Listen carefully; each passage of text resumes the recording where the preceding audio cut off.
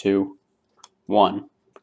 Hello, Topical folk, and welcome back to your weekly, bi-weekly, or however the heck often I want to record these things podcast, where you get to hear about whatever's on my mind and whatever's on my beautiful guest's mind. Now, today I've got a good return. It's been about 2 months since I've recorded with Andrew Truelove, and I'm really excited to hear how his life has changed for the better. So, Andrew, how are you doing? I am just peachy, Ryan. I'm pretty good. Unfortunately, I come bearing the worst news. Uh-oh. Not the worst news, but relatively bad news. I don't know if you knew this, but I was surefire ready to get accepted to Virginia Tech. And it turns out that me and everyone else that I know got waitlisted. Oh, that's rough. Yeah, so I don't know whether or not I got in until July 1st now, so I have to bank on getting into Carnegie, which, yeah, that's probably not going to happen. Yeah. Well, I still wouldn't be too concerned because they accept like I'm not 26. too concerned. Yeah, they accept literally like 90% of people out of Virginia, so, Yeah. I'm not too worried. It's just nerve-wracking now that I have to wait till July to know whether or not I'm good, because this is my only in-state school, so. Yeah. How does that work with colleges for waitlisting? Like, do you have to reject all your... You are already accepted, they just don't have a spot for you, so everybody that has been accepted, like right now, has to submit their decision for enrollment by like the middle of May. And then what I assume is they go back through the applications on the wait list and then admit those that they want. Okay, so like if... And it's not alphabetical, it's not numerical, there's no ranking, so it's just they pick random people and they'll say, hey, you can get in, or hey, you can't. Okay, so like what would happen in the case that like somebody had denied all the other schools and they just had one school that they were waitlisted for and then they didn't get in? Do they just not go to college? Going to college, yeah. Oh, that's ridiculous. Yeah. Okay. Do you think that's the best way for colleges to handle it, or should they just outright deny those people? I think that they should only do it if they know that they're going to have, like, they should only waitlist the amount of people that they think are going to have spots. You know what I mean? So, Yeah. like, usually if they think that 60% of the admissions they send out are actually going to be enrolled, then those other 40% they can put into the wait list. But they shouldn't put more people on the wait list than they are planning on admitting. Because that just, that makes a bunch of people really upset. Yeah, and you've got to think they would have extras just because each college is doing it independently. Yeah, so I don't think it's the most efficient way to do it, but it's just the way that it is for everybody. So it is really unfortunate that it ends up having to be July 1st, though. I wish that... Yeah, that's a bit late. I wish that I could know before then, because I have to tell other colleges whether or not I'm going to enroll before July 1st anyway. Yeah. And that reminds me about stories from some of the Math Sci kids that literally were waitlisted until like the end of August, and were still waiting to get in. And like they would have just gone to their home schools because luckily that was still an option. Still, just riding the wait list for that long is a crazy thing. Yeah. So what? I'm buckling up for the long haul. Oh yeah. So when does Carnegie Mellon come out? I want to say I think they give out mid-April, and they want you to give a decision by, I think, the beginning or middle of May. Okay. So that's going to be tough. It's a pretty quick turnaround for most of the places. Like, for instance, this one is a very long turnaround. They don't even want the enrollment decisions until May, but they're sending them out in March, so. Yeah, I guess I want you to think about it for a while. Yeah. So, we haven't talked for like 2 months, so I know one of the big things that happened was we're in a new year right now. We are in a new year. Did you do any New Year's resolutions? Nope. I don't do New Year's resolutions unless I know for a fact that I'm going to keep them, but most of those are really, they're really cliche things anyway that I know I'm not going to do, so. Yeah. Like, oh, go to the gym more often. Oh, yeah, okay, because I have a gym that I go to anyway. It would be different if I actually had a bunch of things that I was doing incorrectly that I wanted to change, but I couldn't really find much aside from just changing basic eating habits that I would want to change. But I don't need to make that a resolution. I can just say, hey, I'm going to do that. Yeah. So aside from that, like, what have been the biggest changes so far? Like, what are the top 5 things new with Andrew this year? Well, I learned how to use a bunch of different power tools because the tree just fell on our shed. So I had to cut the tree down and then demolish the shed because it looked like an explosion had happened in our backyard. It was crazy. Um, Aside from that, I mean, I'm not one to just change as the year changes. I there's nothing that new really in 2018 aside from me forgetting that it was 2018 until mid-February and writing 2017 on all my papers and confusing all my teachers. I think that's what we all do. You know, like there's Yeah. always that weird friend that was like 2 years behind, and you're like, what are you doing with your You're life? like, wait, what? You're like, wait, you think it's still 2016? Who are you? You're like, I'm sorry. Yeah. I was asking because usually, like, I'm not a big person to change from year to year, but I actually made a bunch of really big decisions this past year that, like, they kind of just coincided with the fact that it was a new year, but I can pretend that, ooh, this is a new year, new me. Yeah. And, like, one of So the, what were those decisions? yeah, so, like, the biggest thing was that I really embraced time tracking and just, like, keeping track of, like, all of my hours and, like, what I'm doing and, like, how I'm investing them in different projects and where like, what I want out of my time and, like, That's a good habit to keep. it's been absolutely fascinating because like it just seeing like because like previously for something like, oh, how much sleep do you get, I'd be like, oh, I probably get like 6 hours or maybe But 5. now you know. Yeah, like now I know for a fact that I get like 6.58 repeating hours every night, and like that's based on data from like the past 2 months, and that's I was gonna ask if you were actually collecting the data or if you were just just keeping a mental note. But no, it's way better to actually collect the data because that's just so fascinating. I love being able to collect data and then see the results from it and be like, oh, so this is what that is, huh? Okay. oh, absolutely, and yeah, that'd be a bit silly if I'm just like taking Yeah, mental it's notes of just it. like, oh, so I slept for wait, let's see. I think I slept for 6 hours last night, but I can't remember. Yeah, and like it's just part of a bigger trend in like how I'm trying to live my life, and that like I'm trying to offload as much thinking as I can possibly do into numbers and spreadsheets and just like documents and just where I don't have to be putting in willpower and mental energy into making decisions because I'm not good at making decisions. And in doing that, I think it gives me a better life and just being able to not have to remember like when I woke up this morning and because like now I don't remember that kind of stuff. Like if I don't mark it down after like 3 hours, I'm like, crap, I have no clue how much I just slept last night. But it doesn't matter because I have a document that tells me. And I think that that'll really come in handy whenever our robot overlords come in and they offload our brains. So how exactly does that process work? Do you wake up and then record the time immediately, or Yeah, do you remember the immediately. time until you can get to the document? Yeah, I just record it immediately because like So I then, either have it on my phone or I just grab my Chromebook. so do you record? I'm confused also as to when you actually go to sleep. Do you time and then you try to go to sleep, or how does that work? I just put like an estimate for like whenever I start feeling sleepy, I'm like, okay, I'm probably going to fall asleep here, and then if I fall asleep a little later, usually in the morning, I remember about when I fell asleep, and if not, I can use other estimates from time tracking that I'm doing, like, okay, I watched X number of UFC fights or something at this point in time. I know that for a fact, and if that's 20 minutes times 2 or something, then I must have fallen asleep within this time frame. Yeah, that's very logical. I was assuming that that's kind of how you were going to play it because there's no real other way to do it unless you want to have some kind of something recording you and you go back through the footage every morning and see when you fell asleep. Yeah, and I wanted to try and set up a Fitbit thing for it, but the Fitbit is not for me. Yeah, no, Fitbits are nah, they're pretty niche because most people that I know that have Fitbits don't actually use them as for their intended purposes. They just use them as a watch, and I'm like, why not just buy a watch? Yeah, They're like, yeah, this is cool. It tells me how many steps I've taken. I'm like, okay, but why do you need that? yeah, Like, exactly. granted, it's kind of I'm kind of being a hypocrite because I have a very nice smartwatch that does the same thing, but it Yes, you do. also, it also accepts calls, plays music. There's a bunch of other things. I don't just use it for the fitness aspect, obviously. Yeah, So absolutely.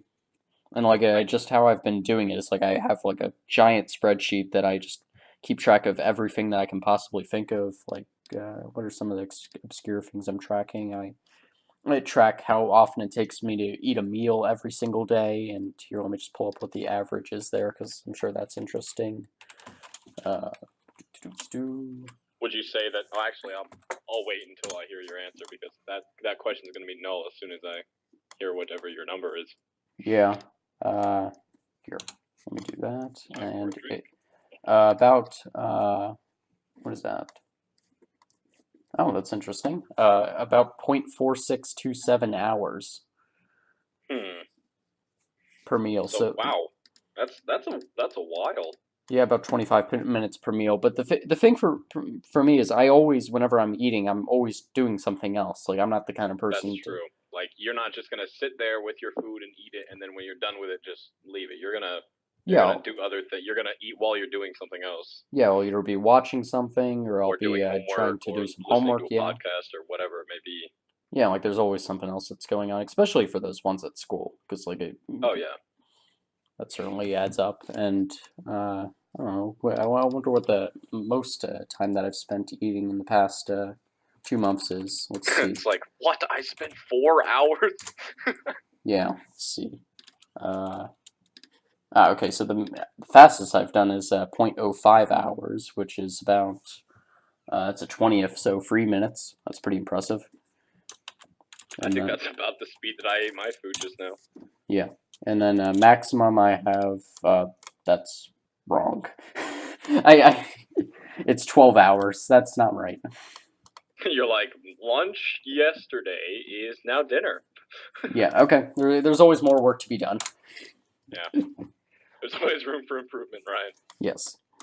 And it's helped a lot with seeing like what projects I need to be working on. Because something that I think we talked about in one of the previous podcasts was I always struggle a ton with that intermediary period where I've been working on a project for like 2.5 weeks or so.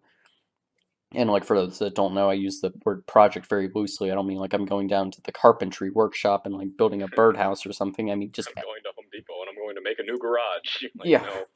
No. Just anything that I'm investing time into over a semi long term time, and like anything really longer than a week that has like a, if not a definitive end goal, then like something a goal that can be measured. And like usually for me, from what I've been able to tell even before doing this tracking, but certainly now that I can see the data, is that after about 2.5 weeks, I usually get completely sick of something because I usually overburden myself with like the goal that I set and I get nowhere near it. And I'm like, okay, forget this. And usually that comes at about 30% of the reaching that actual goal, which is a bit depressing, but and I'm sure that number is only going to shrink over time because eventually you'll find things that you can do and that won't take as much time as the others have in the past, or maybe you'll attempt something again and actually follow through with it and finish it, and that'll be a huge sense of accomplishment because you'll be like, I didn't do it last time, I did it this time. yeah, and like that's been the case since I've been tracking because like now I can see all the projects that I have going on, and it's interesting because I basically just set up like all the projects that I am doing have done in like the past 2 years, and I'm like, oh, that list is pretty short, but because like stuff usually I'm doing stuff that like is a one-time thing and like it's not really ongoing, but like some of the projects obviously they what are some of the stuff. So is it confidential, or do you want to tell me and the listeners about a few of the projects you have going on currently? Oh yeah, sure. So aside from the time tracking, which is obviously a project in and of itself. yes, I probably should have a column just for the amount of time put into time tracking. But let's see. There's some sports ones which are always interesting. Back from 2015, because I just like backdated a bunch of projects. I had a goal to watch every single NFL game from an entire season, like every single one. Like, did you do that? I got about 36.5% of the way there. I invested like 123 hours into the 337-hour task. Didn't get there. Never going to invest more time into that, but I think that's interesting. That is pretty interesting. God, 337 hours. Yeah. You would think it'd be more. That's interesting in and of itself. Yeah. Yeah, you would think it would be more, actually. Yeah, and that was... I guess, are you watching the VODs, or are you watching it, like, full length with commercials? No, that's without commercials. Yeah. All right, because with commercials, I'm sure that number explodes until probably closer to 500 hours. Yes, that's about what I found actually, because the runtime without commercials is about 2 hours and 10 minutes is about the average that I used, and then with commercials it's anywhere from 315 to 330. Yeah, So you're because looking at least I've sat 500. through full NFL games before, especially like as when it comes to the Super Bowl, that's closer to probably 4 hours. Yeah, Considering if you talk about the pregame and then the halftime and then the postgame and then the all the awards and everything, yeah, oh, that's definitely. that's in and of it. That's not a regular season game, obviously, so you can't count that in your Oh project. no, I counted that too. Oh, did you count that? Yeah. So Oh, are I you ended up also making counting postseason games yeah. So I and preseason. and preseason? All Yeah. right. So I basically I ended up making it to like week 4 of the regular season before it just really became too tedious. Yeah, I can imagine. Yeah, and unfortunately, it wasn't even a good season. It was that season the Panthers went like 15-1 when they should have gone like 11-5, and then they Oh, ended up yeah. losing. You're like, wait, what's happening? And they're like, I don't know. We're just getting really lucky at them. Yeah, and let's see, what are some other interesting ones? There was watch all of the MLB playoffs last year. That didn't happen. Didn't really get close on that one either, unfortunately. 36.84%, which translated to 42 hours out of the 115 that I calculated. 42 hours of baseball.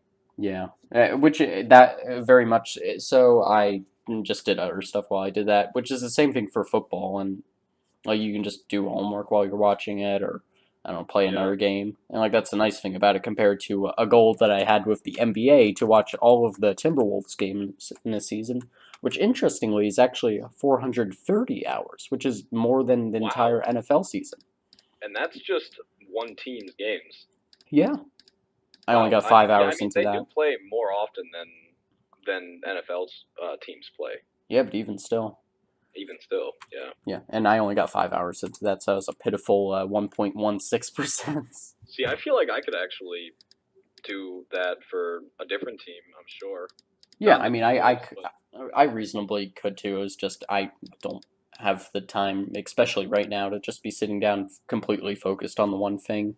yeah, of course. Especially when I have more important continuous goals, like watching every UFC fight that comes out ever.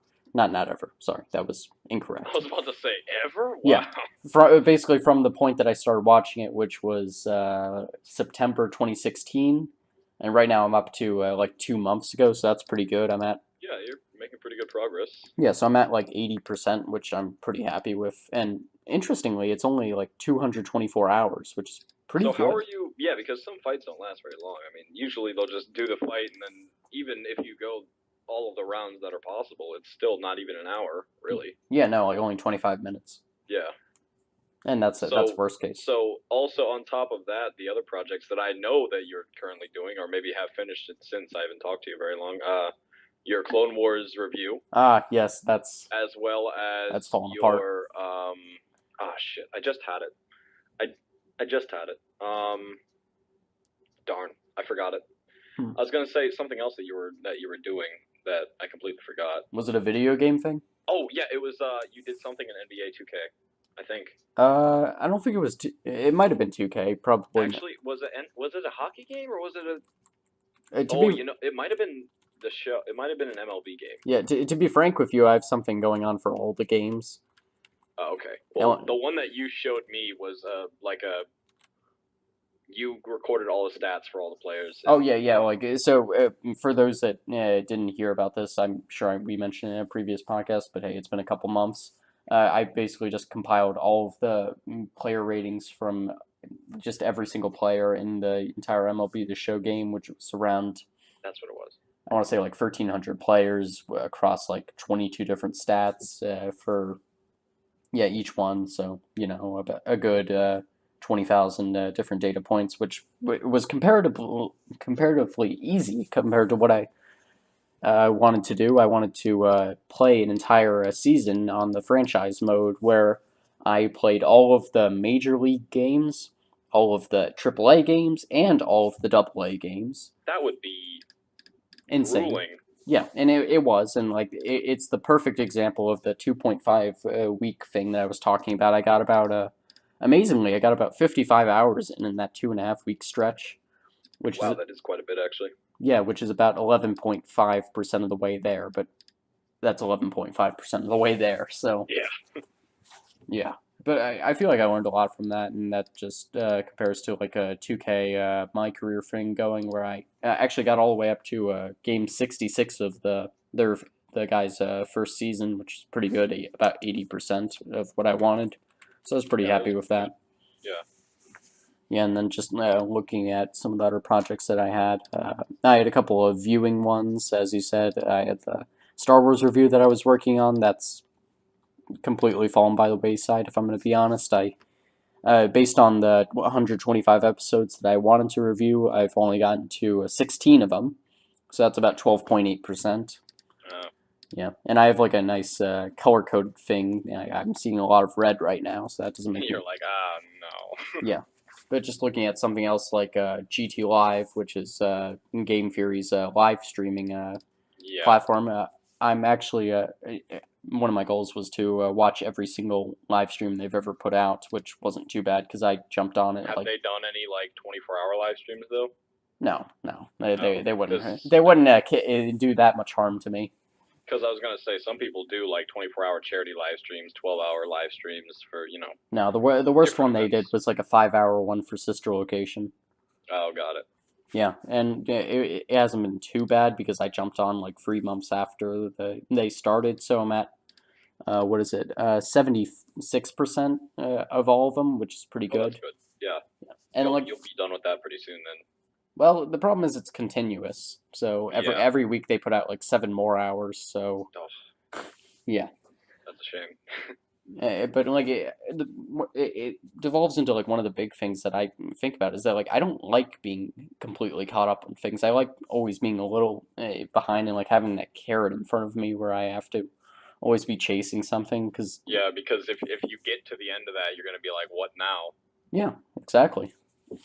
Yeah, I understand that completely. I don't like finishing things necessarily unless I don't want to do them. Like if I don't want to do them, I'm gonna get it done as soon as possible. But if I do want to do them, I'm gonna lengthen that out as much as I can. Yeah, 100%. And here, actually, I haven't updated my date tracker, which I use to calculate a lot of the times on here. I want to see how this changes the GT Live calculation. So I'm going to update it from about a week ago to today now. It was originally 75.84. It is now, oh, 73. I've got some work to do. I've got some work to do. Yeah. And like another really important thing that it's done for me is it's broken a little bit of what I thought was like a bit of like an invulnerability here, where I just thought, oh, I can do all of this crazy stuff, and like I can do it. I can always find more time, and like It's a little bit of an ego check. yeah, and like just looking at it and like seeing all these numbers and saying, wow, I'm not doing so hot. I gotta keep working at this stuff, and like just you have a limited amount of hours in the day, and especially this year where like I yeah only have so many hours where I can actually put into these projects, and that's not including like time for school and all that stuff. Like it's been really enlightening, and I wonder if it's been even more enlightening than food tracking, which is the other thing that I really started up this year.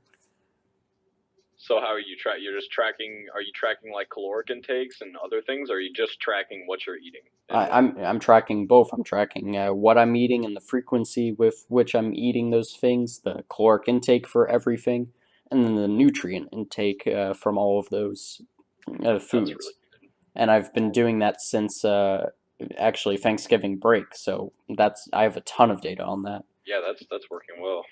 Yeah, and based on that, I've been able to formulate something that I'm pretty happy with in terms of my diet. Like I've changed from thinking, okay, maybe I need to be eating meals for breakfast to no, I definitely shouldn't be eating meals because what I The do amount is of calories that you get in the rest of the day is plenty. yes, like basically what how it works for me is I get about 1,000 calories per meal. So like I have about 1,000 per lunch and then 1,000 per dinner, and then I have around like 300 in between. Like and that's usually coming from Yeah, either that's a very reasonable amount of calories for one person to digest, especially because you're always on the move. I mean, You're rarely sedentary. You're definitely a very active, very busy person. So, Well, I wouldn't say I'm that active. I wish like when I moved around more. Like when I'm well, at least we'll be able to be active at Ultimate. Yes, that's true. Ultimate Frisbee starting back up for us on Friday, so that's going to be amazing. But yeah, like one of the big. I hope it's going to be a good day. I hope that it either doesn't rain on Thursday and it's not too windy because that wind would just freeze me to the bone. Oh yeah, and just to put a pin on this, like one of the big takeaways from the food tracking thing was just how easy it can be to get the right amount of water if like you're always paying attention to it. Like now I get more water than I need to when I used to never get enough water, and like that's been great. And then just proving like all of the things that I've been trying to do in the past year have been effective, like cutting down sodium. Like even still, when I'm like basically avoiding all snacks and not getting any sodium that I'm not that like not putting on salt on things and stuff, like even still you get more sodium than you need, so okay, only so much you can do there. Yeah, there's not much you can do to avoid sodium unless you just want to not taste what you're eating. So Yeah, and then even that stupid vitamin D thing. yeah, Like I always heard people ranting about that, but like now I see like okay, all my nutrients are perfect, and then vitamin D is at like 20%. I'm like, okay, come on. yeah, that's the time when you introduce like a supplement into your daily routine where you take a vitamin D capsule so you know you have your amount, and that way you're good on everything. Well, that was the exact thing I was going to mention. I did a lot of research like a month ago on vitamin D because I didn't understand why nothing was helping it, and apparently, the vitamin D deficiency that like everyone rants against, there's a lot of evidence growing that like it's not a real thing, and like it has a lot more to do with like the equilibrium between the other vitamins and vitamin D in your body. Gotcha. So as long as you are getting the correct intake of other vitamins, vitamin D doesn't matter as much by itself. Yeah, and it seems like these people who are getting too much vitamin D because of these supplements, it's actually hurting them in a Yeah, I couple know that. ways. Almost any vitamin overload is probably not the best for you. Well, yeah, a bunch of vitamins you can just pee out, but vitamin D is not one of those. Yeah. So yeah, like that was my big takeaways from that. And I thought it'd be a good thing to just recap like what's changed for me in the past year. Yeah, of course. That was really interesting hearing all that. Yeah. In terms of, I kind of want to move to something now because I know that we both code intermittently. I'm currently looking at my tic tac toe project, and I don't know why. I don't understand this turns system that he's put into place. Yeah, Why does this I work didn't do the it. way that it's supposed to do? I didn't do it like that. I just used modulo. Okay, because I'm looking at it and it doesn't make any sense in my head, and then it doesn't work either, and so I'm trying to figure out why A, it doesn't work, and B, what it's supposed to do if it should work. Yeah, a lot of the stuff he puts on the board, I don't understand why he does it that way. If turns is one, turns is two. Else if turns is one. Yeah. So if it's not two, it's one. But if it's one, it's two.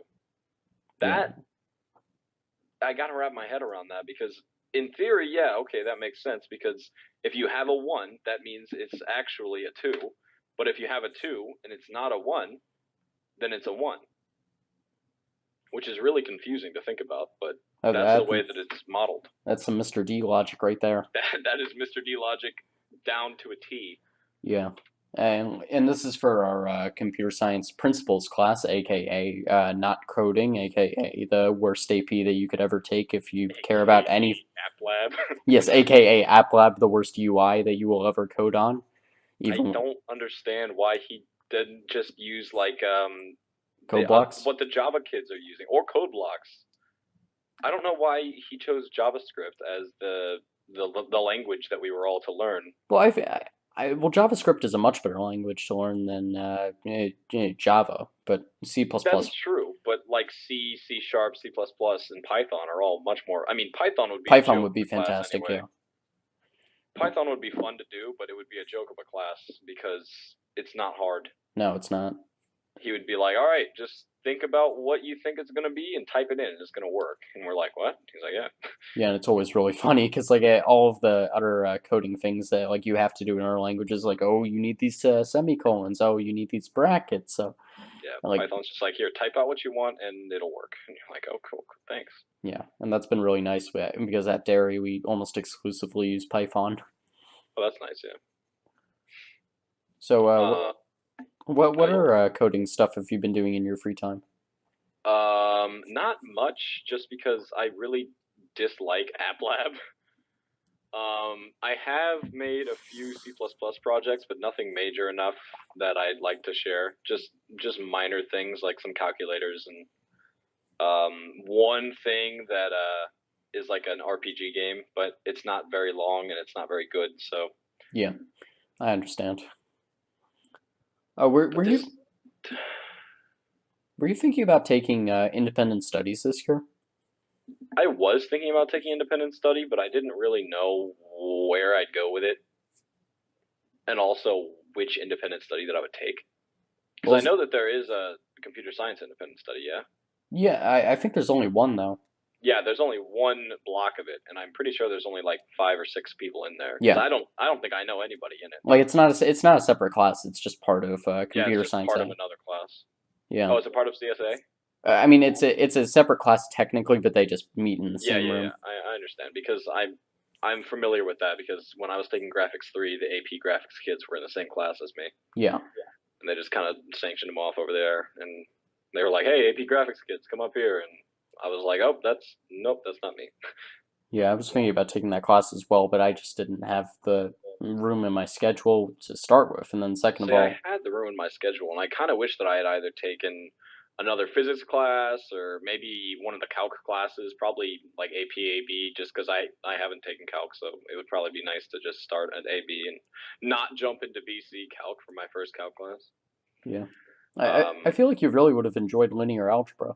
yeah, I was looking over at some of Callahan's work, and it looks really fun. It looks really interesting, but it's a little late for that. Well, yeah, of course. I'm I'm sure. really happy that I got into computer science, though. Otherwise, this year just would have been a complete crapshoot for me. I did tell you about that, right? No, you didn't. At the beginning of the year, computer science was my first elective choice. Okay. And at the beginning of the year, when I got my schedule, computer science wasn't on it. And I went to my counselor, and she said, "Oh yeah, computer science is full. All the blocks are full." And I was like, "Okay, well, where am I going to go?" She's like, "Well, I can put you in tech drawing." And I was like, "How about no?" And so I said, okay. I was very stern with my counselor because I've never believed that school counseling is the way to get any help at all. So I was just taught. I miss Robinson, by the way. I'm not in Mass Sci, so I don't have Rizzuti. Yeah. She's not Um, better. yeah, I can imagine she's not. She's kind of looks like basically an airhead. So sorry. No, it's kind of true. So I told Miss Robinson, I said, okay, put me in a wait list for the computer science class. As soon as someone drops, I want my name to be on that roster. And she called me like the next day and said 2 people dropped out of computer science, so you're going to be in fourth period, and you're moving. I forgot which class she moved. I think she moved my. I want to say she moved my English class Okay. to a different class. I also kind of wish I had taken either AP Lit or College Comp because Honors English 12 is just a joke and a half. Yeah, you would have enjoyed college comp. Because I'm very good at English. I have great grammar, amazing vocabulary. It's not hard for me to write papers, but I just didn't feel like putting in the extra work at the end of last year. But now that this year has come around, I'm like, hey, I kind of want to do this extra work because I have nothing else going on. Yeah, and like college comp has been such a fun class. Like yeah, Yeah, a and I lot also of. really like Miss Haley. Oh yeah, Like when she visited our English class last year, I really took a liking to her, and I was kind of looking forward to it. But I decided against it at the last minute. yeah. I mean, a lot of people don't like all the. I mean, just writing something pretty much every night. But I mean, you become a better writer if you do that. Yeah, And like, there's a bunch of people obviously that don't aren't a fan of her personality, but yeah, a lot of people are, and but bygones are bygones. yeah. But good for you for pushing for the class that you wanted, because Yeah, of it course. It's the really, only class that I wanted to take this year. I mean, I could give a flying rat about any of my other classes. Like, I don't care really about stats. I love statistics, but I don't really care about the class as much as I could teach all that to myself, really. yeah, like I mean, it's So, clear that you know it. yeah. So it's just a matter of figuring out what's going on and knowing that the classes that I'm in are not really that important to me. So that's why I really like to succeed when I'm in computer science, because I know I work so hard to get there. So Yeah, well, it shows. yeah. So what's next? What do you want to move on to? I'm sure we have plenty of things on the docket. Oh, certainly. It depends. Do you want to get into sports stuff? Is there anything else you want to get into of school? We can talk about Star Wars, obviously. Oh, speaking of Star Wars, actually, just a small little offshoot here. I know that you don't play that many mobile games, but I know that you at least play, what is it, Dragon Veil with your Yeah, sister? that's essentially the only game I play. Yeah. If you ever are interested, there is a Star Wars game on the App Store. It's very, very fun. My friend Callahan and I play it, and so does Callahan's little brother. It's called Galaxy of Heroes, and it's basically I'm curious to see where this goes. it's kind of hard to explain the app actually. It's basically you do mock battles and you get shards to unlock characters, and then you can use those characters to battle other people online, basically. And then there's a bunch of different work that can go into it. So they have regular, just like leveling up as your like character, as your player levels up, as well as there's mods that you can do to their abilities and also level up their ability. There's a lot of different aspects to it, but it's a really fun game and it's free. So if you ever are really curious about it, you should at least look it up and give it a try. Yeah, certainly. I'll give it a download and check it out. And that's like one of those games that I always see like ads for, and I'm like, oh, this is just getting annoying because like you see the ad all the time, and it's always the Yeah. same thing. But yeah, I'll certainly give it a look. At least I didn't just recommend Gardenscapes or something. Yeah, is that game where you're like combining the dragons into like bigger ones? Yeah, and then Oh there's God, also the I've game. seen There's also hundreds of ads. Homescapes, which is where you're just putting furniture in a house. Oh, I And I'm hate. like, Yeah, no, that one too. How is Yeah, this a game? I don't know how much money those guys pay for advertising, but like It's you see insane. like hundreds of those all the They're time. like top 3 in the App Store too, which is hilarious. I'm like, how do It's such a people crappy actually game. see those ads and then want to play that? They're like, oh, couches. I love couches. Oh yeah. Yeah, and I do wonder if like top grossing apps is a better barometer for like the real success of them. But then you're just gonna say like, Yeah, uh, but then Clash of Clans and Candy Crush are the top 2 because people are like, I need to buy the energy. I need to buy the coins. So yeah, or you're just gonna see like Dragon Age or whatever that thing yeah, is. Dragon Age Inquisition, that game that was like hyped up for multiple years and Yeah. then was number 1 on the App Store for about 3 weeks and then just kind of fell by the wayside. There's also the other one. There's that war game that Arnold Schwarzenegger did a bunch of ads for. Oh yeah, yeah, I remember those. Yeah, my cousin, his uncle, no relation to me, or no, not his uncle, his grandfather on his mother's side, so no relation to me. Um, he plays that game and he's one of like the top 10 in the world. Oh dang. Yeah, like he's a pretty baller guy when it comes to that. He's just this like 65-year-old guy, and he's really tech savvy. So he has a tablet, and he just has a microphone too, and he like talks to his. It was really funny. That's really cool. And like that Yeah, was it was really cool. yeah, I got super into Clash of Clans like I want to say 2012, and Yeah, I got decently good. I got up to like Crystal 2, but I didn't get sick of it. I think I switched to Game Centers and it like deleted all my progress, and that yeah. sucks. You're like, I'm not doing that again. Yeah, no. Yeah, I like see. I played Clash Clans for a little while, didn't get very far at all, and then Clash Royale came out, and I was like, that looks pretty fun because I'm so used to like Hearthstone because I played a lot of Hearthstone oh, and I I didn't play know a lot that. of other games like that. So when Clash Royale came out, I was like, oh, this is good. I'll play this. This is good. And I got pretty far in that, but I eventually just got sick of it because people would win for stupid reasons or I'd lose connection, and I'm like, this is just not a fun game for me. Yeah, it seems too gimmicky. Yeah, But no, yeah, I'm really impressed by the whatever the team over there in Sweden's called that made the two games because like just to have a great property that you have made millions off of and then transition it into another property that is as good if not more popular than that one. Are you talking about Supercell? Yeah, Supercell. Like that's Yeah, really Supercell. impressive. They've made a lot of games as well. They haven't just made those 2 Clash games. They've Yeah, made like multiple games. like I think there's one about something to do with cows, oh yeah, yeah, I've seen that one. Yeah, cash cow or something like Cash Cow. that. I don't know. Yeah, I think I played that once and then just deleted it because it was Let's look stupid. let's look at all the Supercell games. Brawl Stars, Clash Royale, Boom Beach. Boom Oh, Beach, yeah. Heyday. Heyday. Heyday Yeah. is the first Not one Cash that Cow. came out. Yeah, not Cash Cow. Brawl Stars, Clash Royale, Boom Beach, Clash of Clans, and Heyday. They have made 5 games. Yeah, I wanted to get into Boom Beach at one point. Like Devin Garcia, who was on academic team last year, and he was that Seventh Day Yeah, Adventist I was telling you about. he was also in Ultimate, I think, in my Yes, he freshman was. year. Yeah, Got hit in the face. I think he was technically the secretary, but that was kind of self-appointed. Secretary of SWAT. Yeah,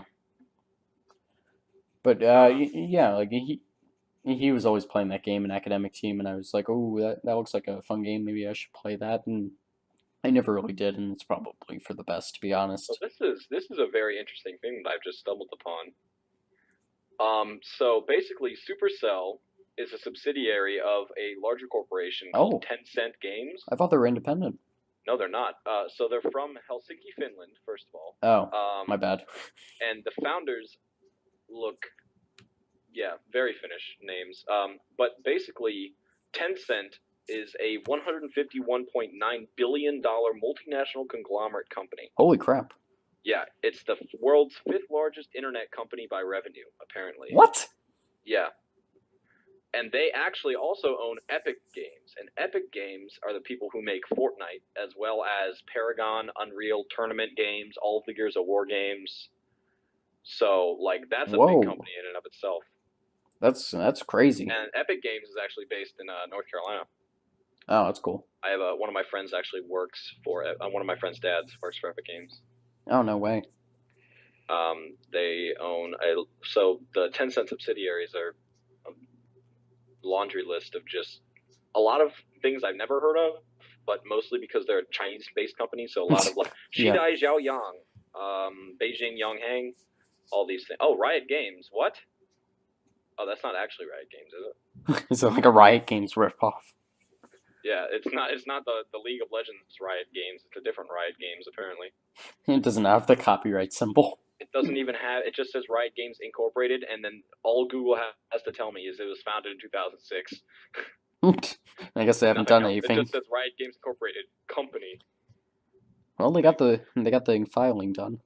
Yeah. So you said they were the fifth biggest internet company. Is there any list of like the bigger ones? Because like just thinking. I got you, buddy. I got you. Yeah, Number 1 is Amazon. Number 2 is Google. Number 3 is Facebook. Number 4 is a Chinese website called JD.com. And number 5 is Tencent. Who's right below them? Alibaba, which is an e-commerce thing out of China. I've heard of. Dang, they're above Alibaba. Yeah, and then Priceline, which is the travel place that you've seen many commercials for. Priceline is that big? Are number 7. Yeah, and eBay is number. Baidu is the Google of China. That's number 8. Yeah, Baidu. I was wondering if that would come up. eBay and Netflix are 9 and 10. Wow. Wow, Uber is actually number 13. I didn't even think about that. And Lyft is number 69. Is it really? No, I don't know. I was about to say, it's not even on this list. There's only 28 companies here.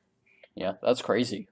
And like, yeah, I guess I didn't think about that, but yeah, like all the biggest companies are going to be giant conglomerates where like they have hundreds of subsidiaries. Like something like Facebook.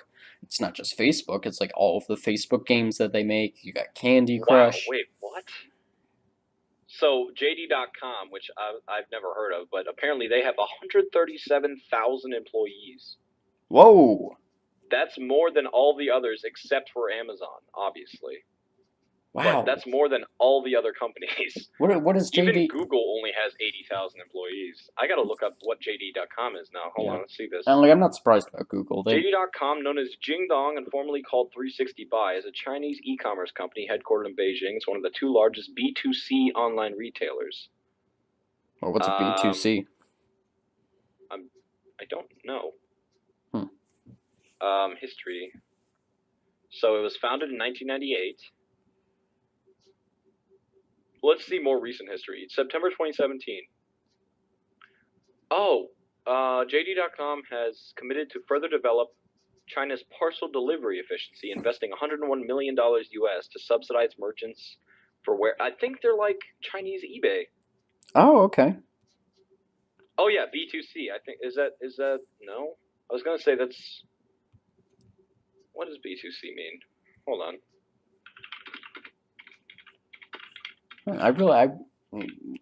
I'm really surprised still about the number 5 on that list. That's ridiculous.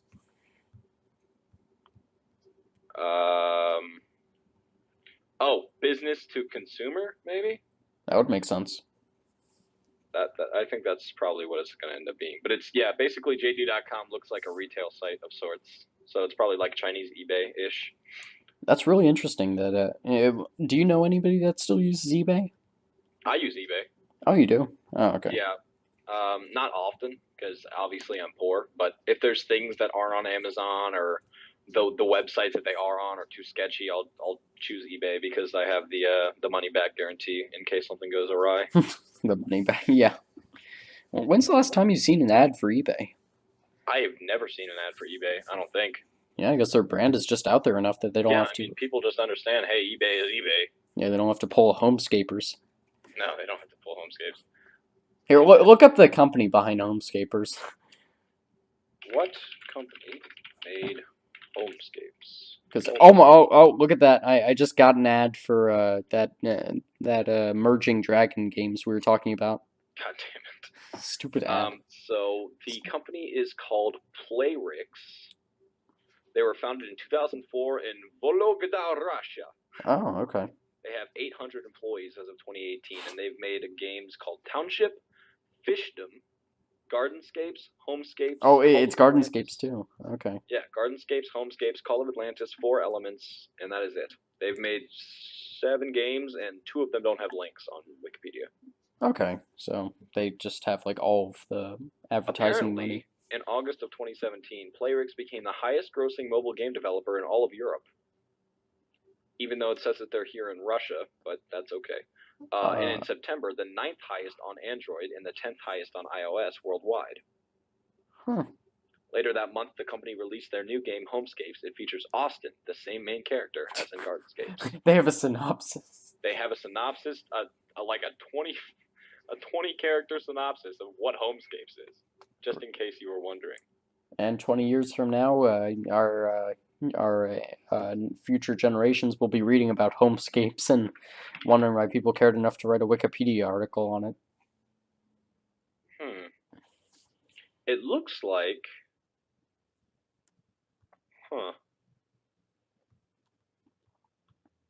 I was going to say, it looks like they're actually also their own company. Oh, okay. Well, that's nice. So it's not like they are owned by anyone, which makes them actually giant. Yeah. Well, they're probably funded, at least in some part, by... They have 800 employees, but somehow have made 3 international hits. Yeah, I mean, you got to think they're at least in somewhat funded by the Russian government, just because they have their hands all over their bureaucracy. Yeah, at the very least. Apparently,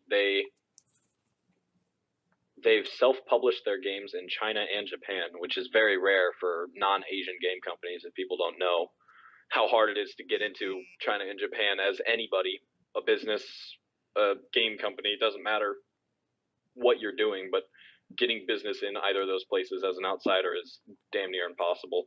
Yeah, or even just on the internet. Or even just on the internet. If you're trying to sell things in China on the internet, it's not going to work very well. Okay. So I'm trying to remember what started us down this path. Oh,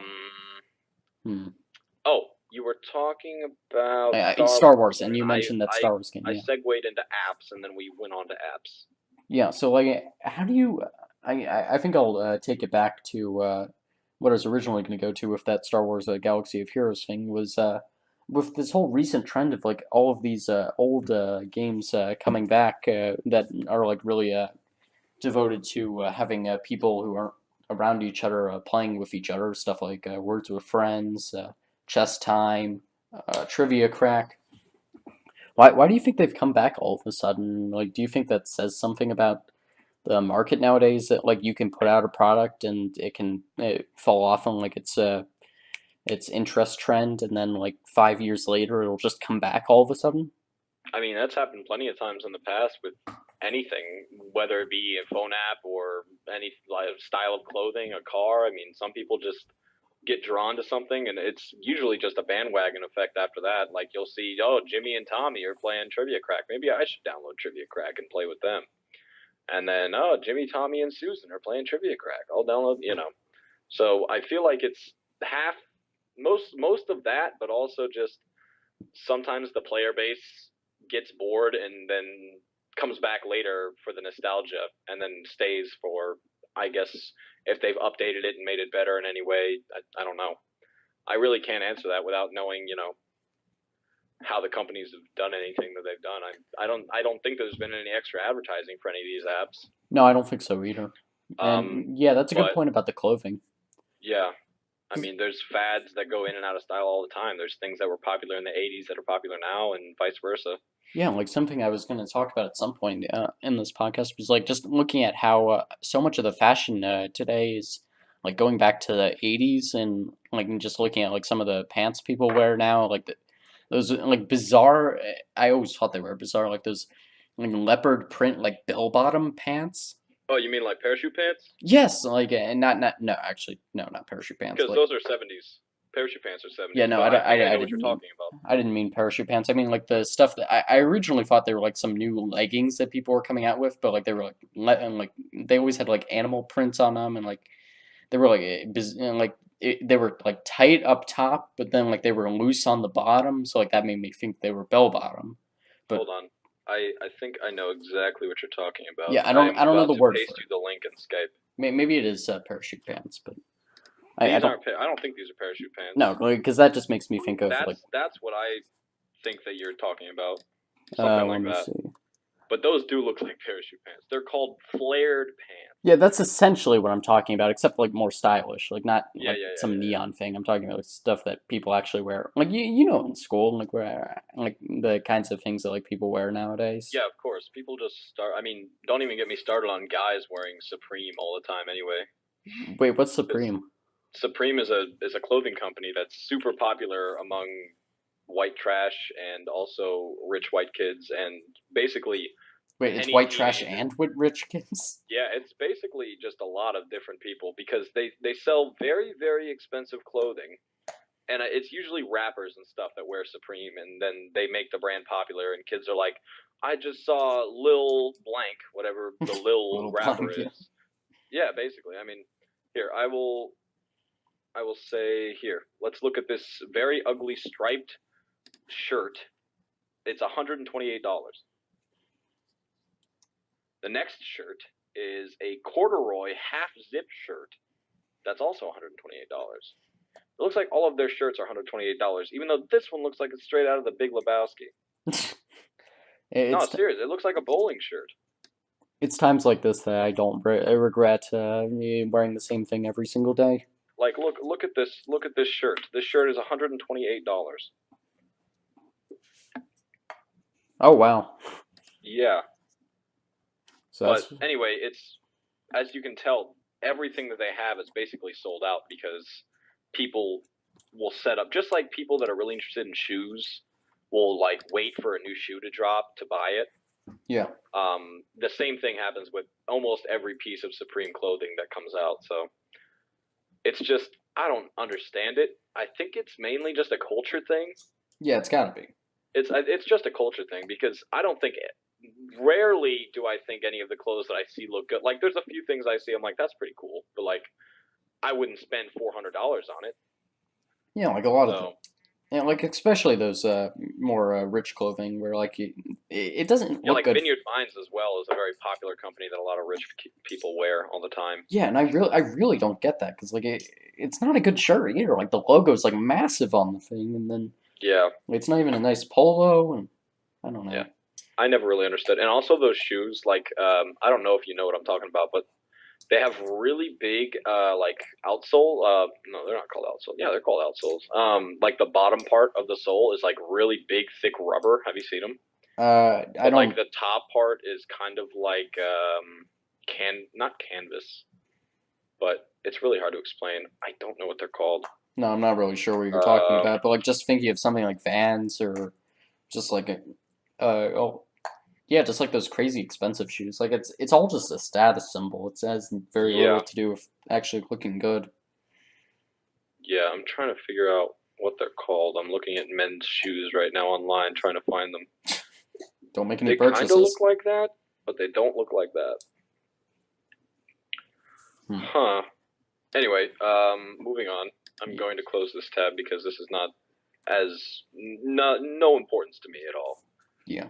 Um, So as I keep trying to get to, like going back to that thing with chess time and words with friends, and actually chess time, I was the person to show them that app first, and like I showed it to Rohan, and then he showed it to everybody like 2 years ago, really, and I guess it just died off and came back. I don't even have chess time, but I probably should. Yeah, and like that came with me telling him explicitly, this app is terrible. You should never play this app. And unfortunately, just Have they fixed it at all, or is it still terrible? no, because the premise is terrible. Oh. Like the premise that you can have 24 hours to make a move in chess at Oh least. yeah, of course. That's ridiculous. Like I don't know why would they not add a timer? It's so easy to just add a timer, and then as soon as if you don't make a move within your turn, you pass, and it's the next person's turn. I mean, or you concede. I mean, that would be kind of harsh, but that's technically how you would play it anyway. Yeah, and I think it's just it appeals to those people that play chess without timers. Like they take like 10 minutes per move, or if See, they. sometimes I'll play chess without timers if I have the time. If I don't have the time to sit down and think out a move for 3 minutes before I make it, then obviously I'm not going to do that. But I play with timers as much as I can. But I mean, I really don't have anybody that I play with anymore because I used to play at lunch. Yeah. And now the person that I play with at lunch ends up not coming to the library anymore. Oh, okay. And then on odd days I stay in statistics. So Yeah. And even like just thinking about moves for a couple minutes, like that's nowhere near as fun as just like intimidating the other person with how blindingly fast you're moving. And like, yeah, like if you just every time. yeah, like that's so much fun to just like be making moves almost immediately and not making mistakes. Because eventually, if you're not experienced, eventually you're either going to catch somebody off guard, or they're going to make a move or you're going to make a move where you're like, ah, shit, I didn't mean that move, or well, your finger left the piece. I mean, it can't really help you there. Yeah, like You already switched your time over too, and you're like, okay, well, better luck next time because you learn from those kind of mistakes. You're like, okay, well, in that situation, I need to not make that move again. yeah, and you just have to think faster and faster and faster because like it's not impressive if you can figure out a move if you have 10 minutes to do it. Like eventually you'll just exhaust the possibilities.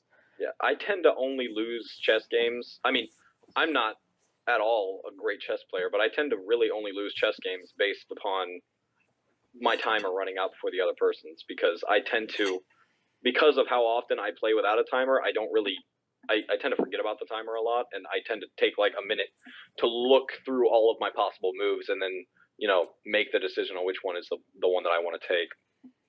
Yeah. And like I'm not a great chess player either, but I always lose because I just move too quickly. Like I don't like taking my time.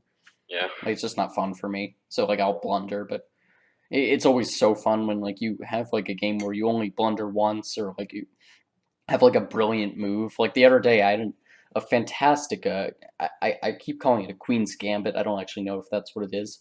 But basically, I tricked this guy into taking two of my pawns in return for me taking his knight by moving his pawn out of the way. Oh my. Yeah, that was a fantastic one. But yeah, are you coming to a chess club tomorrow? Maybe not tomorrow. Unfortunately. Yeah. What time do you usually play in chess games? What time? Yeah, as in like how much time does each person have? Oh, well, I guess it usually depends on how much time I have left before I have to be somewhere. So when I play at lunch, I usually have each person has 10 minutes. Sometimes if I am doing work, I'll make each person have 5 minutes, and then I'll do my work. But it's never less than like 2 or 3 minutes. Okay, gotcha. And like usually I play on like 5 minutes or even 4 minutes per side. Yeah, it's about 5 minutes per side usually. It's only 10 minutes per side when I just have all of lunchtime to kill. Yeah. What do you like about chess so much compared to a lot of other strategy games? I don't know. I think it's really easy to learn, but it's super hard to master. And I can't say that for most strategy games. Like, okay, you could say technically Battleship is a strategy game, but that doesn't necessarily mean that Battleship is as difficult at the highest level as chess is. No way. If there's one game that I could say without a doubt I would love to be very good at, it's probably Go. Yes, I've always wanted to get good at that. I feel like I don't quite understand it, even after playing multiple apps and watching a documentary on Netflix about it. Not because I wanted to learn about it, but I started to want to learn about it after the documentary. It was where a company called DeepMind made a machine learning algorithm. Yeah. And it ended up beating like one of the best players in the world. Yeah, this was just a couple of years ago. Yeah, I think it was 2016. It was a really good documentary. I couldn't get over it though because the South Korean guy, Lee Sedol, the guy that ended up beating, he sounded like a 5-year-old. I don't understand where his voice was, but it was weird listening to him speak. Yeah, you'll have to send that to me. Yeah, it's on Netflix. I mean, I don't have. Oh, okay. I'll just look up. I don't have a link for it. Yeah, I think it's called. Shit, I don't know what it's called actually. It's if you just look up like Go, probably is all you. Oh, actually, it might be called AlphaGo. The machine is called AlphaGo, and I think it might also be called AlphaGo. Okay, I'll take a look. And like I've been getting kind of into documentaries lately, so that'll be a good one to add to my docket. There's also, have you seen the one about chess grandmaster? I already forgot his name, unfortunately. The American? No, not American. The child prodigy that ended up. Carlsen? Yeah.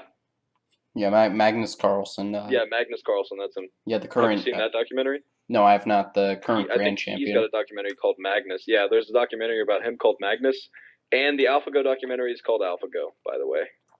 Okay. So both of those are very good. I highly recommend both of them. Yeah, I'll definitely have to check those out.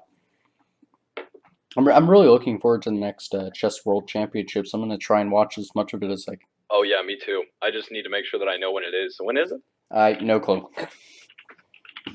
Yeah, like just last year reading some of the coverage from it, it looked like a fascinating thing. Let's see. It will be played between the 9th and 28th of November of this year. Oh, so did we miss it last year? I assume we did. Oh, I didn't even see the coverage from last year. I meant the year before. 2017. Oh, because it wasn't called the World Chess Championship. It was called the Chess World Cup. And it was held in Georgia, the country. Oh, did they do like an on year and an off year? I don't know. Maybe. The Chess World Cup 2017 was a 128-player single elimination chess tournament from the 2nd to 27th of September. Yeah, that's not the normal one. Yeah, it's completely different.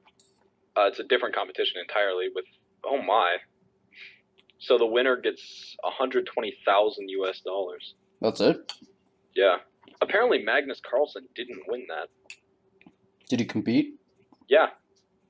Oh, that's interesting. So all players are grandmasters unless indicated otherwise, and Magnus Carlsen is right here.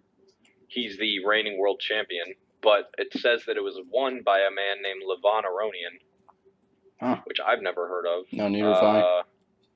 I just know Carlsen and Karyovkin. Armenian chess grandmaster. He was ranked number 2 in the world and had an ELO rating of 2830, making him the 4th highest rated player in history. Yeah, that's pretty good. Carlsen at his peak was like, I want to say like 2950. Yeah, I think he's still number 1. Here, let's look at this. Yeah, so Magnus Carlsen, his current rating.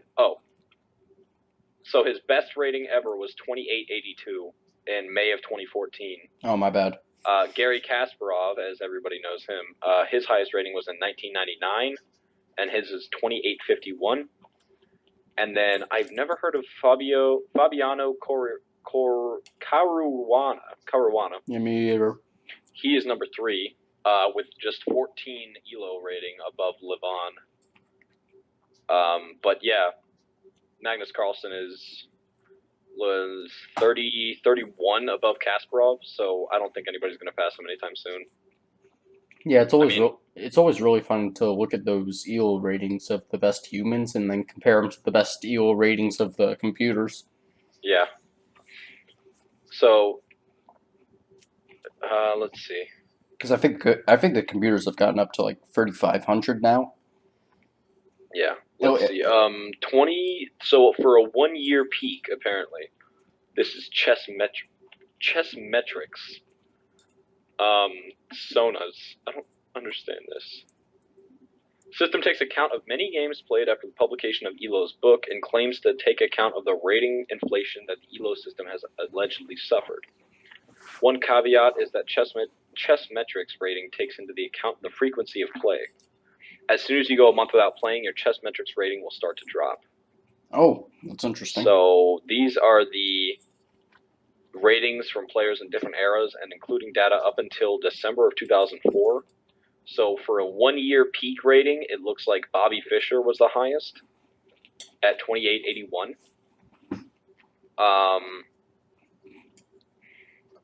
Gary Kasparov is the highest with a 5-year peak, 10-year peak, 15-year peak, and 20-year peak. Okay. I don't really understand this rating system. Yeah, like how does it only take it? Does ELO and like that one too only take into account major tournaments that you play in, or like can you just go online?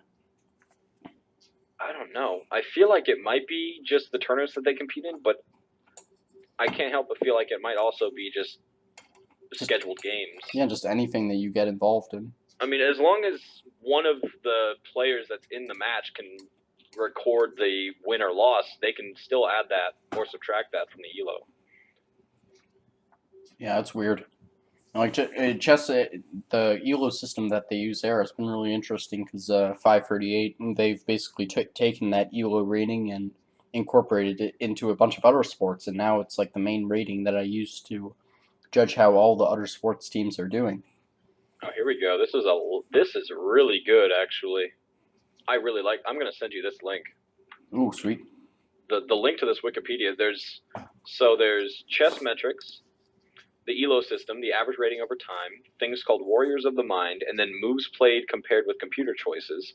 Different things about that. So the Markovian model, and then subjective lists about everybody that is important, apparently. And then world champions by title reigns and stuff like that. So this link is coming your way. That sounds fantastic. Yeah, it looks like a very fun thing to go through. As well as, I think you should, if you are online a lot, you should definitely just go to the unusual articles on Wikipedia. Because, hold on. Wikipedia, Twikipedia is not a thing, Andrew. Wikipedia, unusual articles. Yeah, here we go. So this is, yeah. There's just a list of articles based on certain things. So, wait, what is this? This isn't helpful.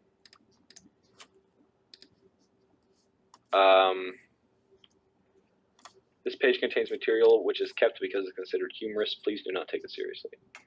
A cow with antlers atop a pole. So what is it? Is it just like a bunch of random articles? It's a lot of random articles, yeah. This is locations, though. This isn't,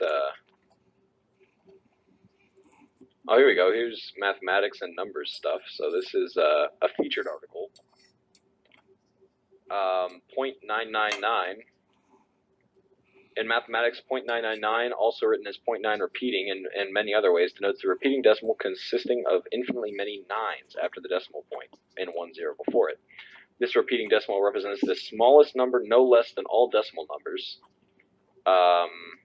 This number can be shown to equal 1. In other words, 0.999 and 1 represent the same number. There are many ways of showing this equality, from intuitive arguments to mathematically rigorous proofs. This technique used depends on the target audience. Blah, blah, blah, blah, blah, blah. So these are a bunch of proofs about it, algebraic arguments, analytic proofs, nested intervals, and least upper bounds. It gets very, very technical, apparently. Okay. Dedekind cuts, Cauchy sequences, or Cauchy, I don't even know. Oh, I actually know those. We use those in calculus sometimes. Yeah. The limit of a Cauchy sequence of rational numbers, and then infinite decimal representation. So yeah, it's just this list just has basically anything, and it's just a lot of stuff that you wouldn't normally look up on Wikipedia that now you are being exposed to, and you're like, oh, that's interesting. I'll give that a click. So. Oh, I'll give that a look if I'm ever feeling spontaneous. Yeah, there's like hundreds. Yeah. of articles on that list. Uh, And I what's think they get updated. I don't think it's the same list. I think it gets like rolling updated every like week or month or something. yeah. What's your favorite chess opening to play if you have one? I don't know the names of any openings, honestly. I Oh, okay. do. I don't think this has a name, but I do like being able to be. I think it doesn't. I think yeah. I think I have to be white starting, and I move my pawn so that my bishop has access to their king, and then I have to bank on them moving the pawn that's in front of their queen, and then that way I can just put my bishop right out, and I can put their king in check. Granted, that's not a I feel like that sets up an immediate check, not a check, immediate move for the other team to just move their pawn forward and then put it in between the two, and then you're on the run while they develop pieces.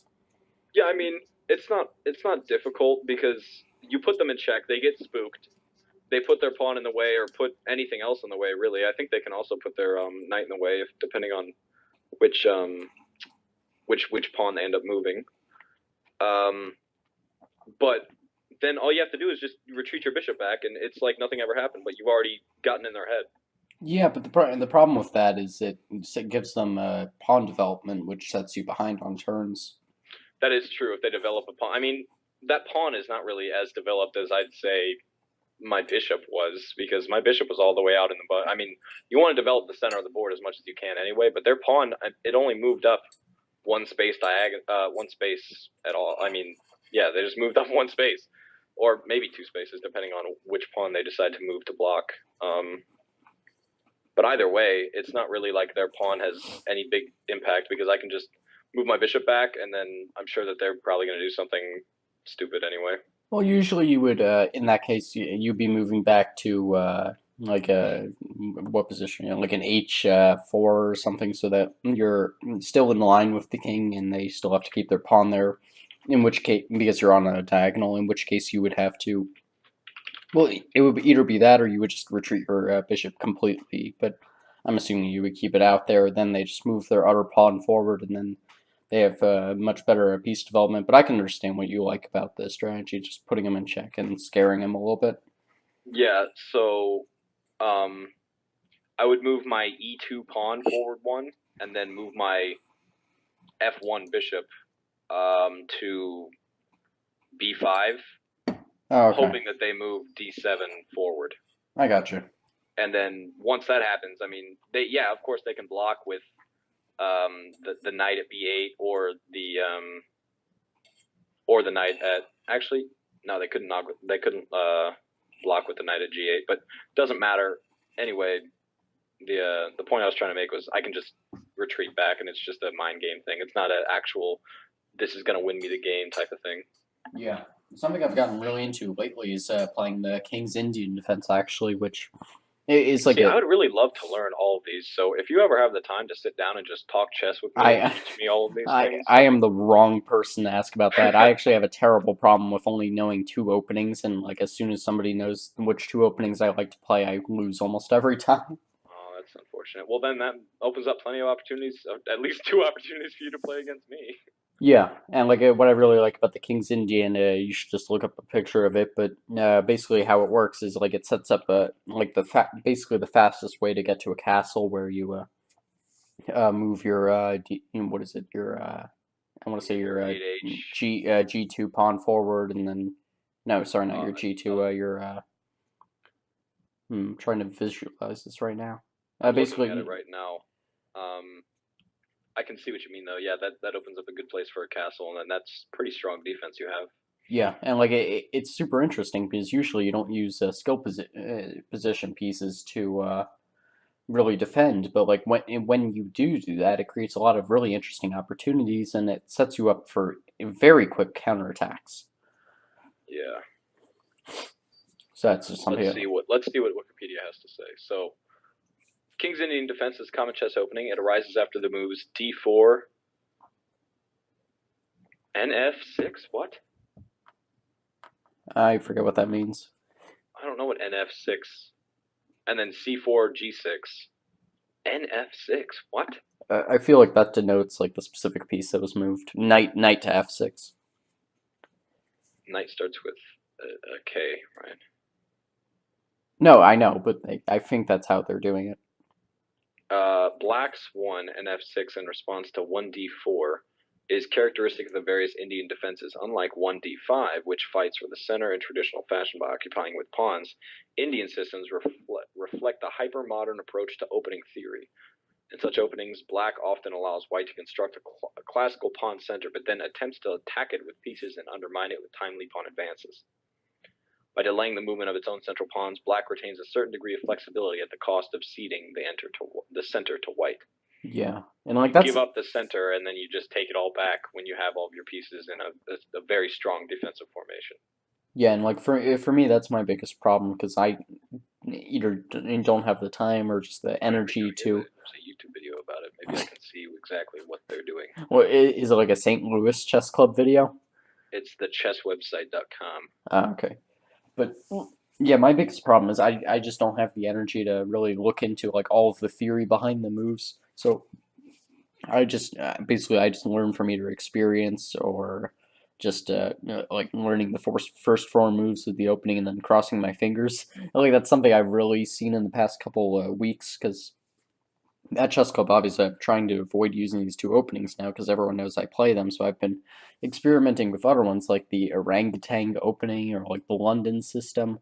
And like it's really funny because like I have no clue why these openings do what they do, and I'm just making the moves, and then like somebody counters it immediately, and I'm like, okay, I have no clue what I'm doing here.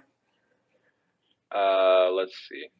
So it looks as though the leading move is white moving a pawn from c2 to c4, Yeah, and then black moving its knight from g8 to f6. yeah. So that was what and F6 meant. Okay. Yeah, And yeah, like it's entirely a black counter to that. So like the white is building the center, and then you just set yeah. up your You have to be black for that to work, really. yeah, Unless I mean that's only viable if white starts to occupy the center. yeah. And like a good option is always just to set up like the knight on the set up your own pawn to d4, and then just try and set up like a knight to protect it, and then do King's Indian defense. But obviously, the benefits of King's Indian defense are having the castle happen as soon as possible. Yeah, I mean that castle comes in what 1, 2, 3, 4, 5, 6, 7. No wait, 6, 7, 8 moves in. Yeah, but that's four moves for black. So like you move the knight Yeah, forward. yeah, I know. I was just saying total in the game. It's pretty fast castle. Yeah, and like it's always super fun to do castling, and I it, castle as much as I can because, and I mean, unless it doesn't help me at all, and it's just a useless move. But yeah usually it one helps a little bit. yeah one of my favorite things to do to other people is like a jerk move where you do a queen for a queen trade, but you make it so they have to take the queen with their king, ruining their castle. Yeah. Like nobody Oh, likes that move. that's so mean. Yeah, nobody likes that move. They're like, okay, I'm gonna. Oh wait, damn it.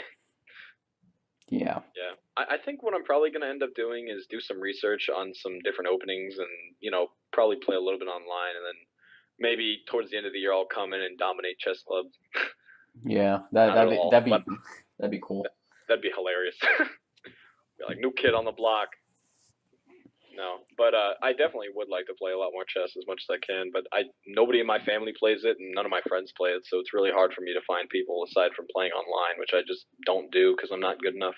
Yeah, the same for me. And like my problem with playing online in any game is that if I ever get like to a rating that I kind of like, I don't want to play the game again. I just want to keep the rating where it Yeah, you're is. like, this is a good rating. I'm done. Yeah, like that's my problem with Pokemon Showdown right now, which I'm really enjoying. It's just like an online battle, not simulator. It's just you get to pick It's your own just team. online Pokemon battles. Yeah, and like I was having a ton of fun with that the other day, and I got up to like 1,200 when the average was 100. Sorry, yeah, 1,200 when the average is like 1,000, and I'm like, oh sweet, I'm doing really well. And I just said, I'm not playing this anymore. I want to keep it like this. Yeah, that's happened to me plenty of times in plenty of games because I play a lot of competitive FPS games, and I'll get to a certain rank, and I'm like, okay, this is good. And then I play a game and I lose. I'm like, okay, well, considering I just lost, I'm not going to play this game today anymore because I don't want to lose anymore. And so it's just kind of you you hit that stride, and then as soon as you're done with that stride, you're like, I am done. I don't want to risk it. Yeah. I feel like that's something that games need to learn how to design around because that is a big problem. Yeah. Mhm. Like once you've won 10 games, your first loss is a freebie, and you're like, cool. Yeah, maybe something like that. It'd be funny. I would just encourage. I think it would kind of take away a lot of the stress that happens though, because if you're fighting to keep your rating, it's super stressful, no matter what you're really doing. Oh yeah. There's so much pressure, and like you have the sunken cost thing where if you lose like that one game, you're like, okay, I got to get back up, and then Yeah, like, and then it just you keep losing. That's happened to me many times. I'm like, ah, shit, this is not what I wanted to do at all. yeah, And then you end the day and you're like, I am down 500 elo from what I was before. oh yeah, that's the worst. Hmm. Let's see.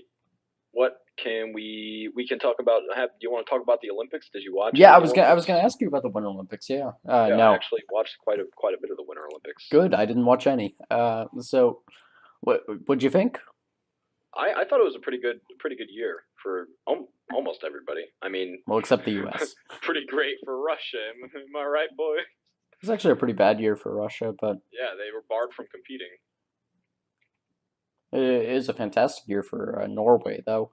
Yeah, I didn't understand that at all. I was looking at and it was like the number of medals versus the number of gold medals, and I was like, what the hell? Yeah, like they were just getting so many golds and like, basically none in the other ones. Yeah. Hold on. Let's because I don't obviously have them memorized off the top of my head. Let's look up the medal count. Yeah, I'm pulling that up too. Daily medalists. Here we go. Medal standings. So Norway had 39 total medals, 14 gold and 14 silver. Yeah, United States had 23 total medals, 9 gold, 8 silver, and 6 bronze. and just looking at 538's tracker for the Winter Olympics, they did like a medal count versus your expected total.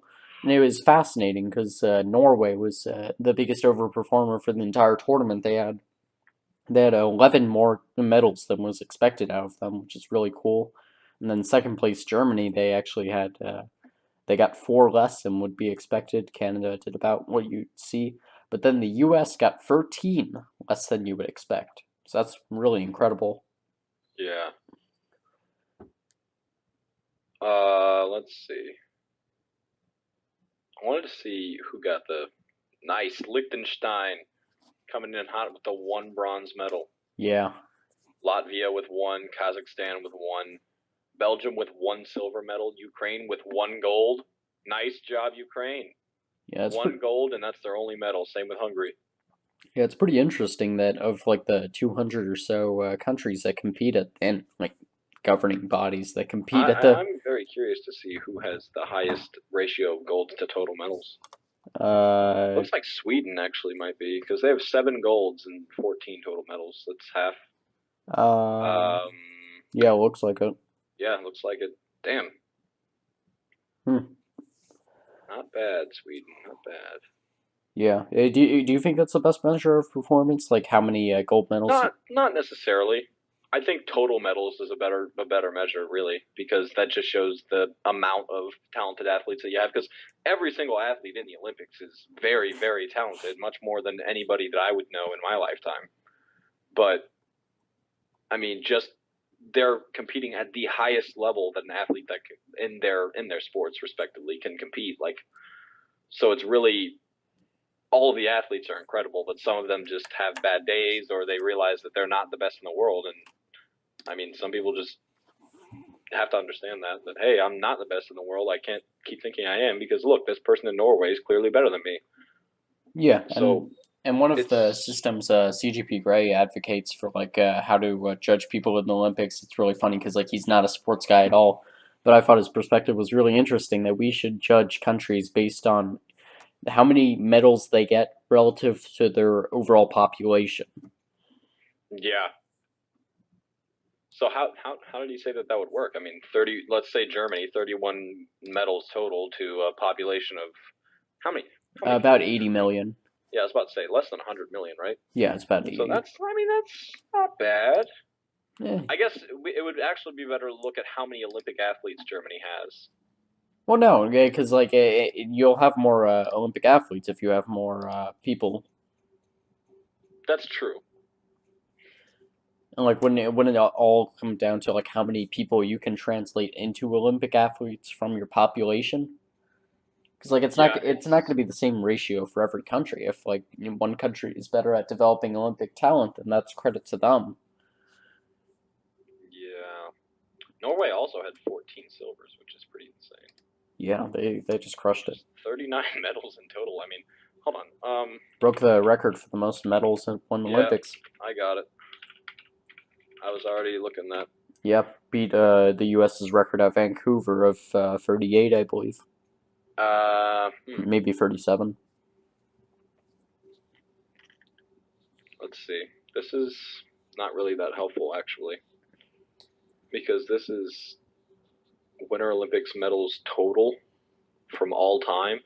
Oh, yeah, that's... So, like, Austria has 230 total Winter Olympics medals, and Germany has 240. And let's do this because this is probably easier. Norway has 368 total medals from the Winter Olympics. Okay. Here, let's see combined total from all Olympic sports.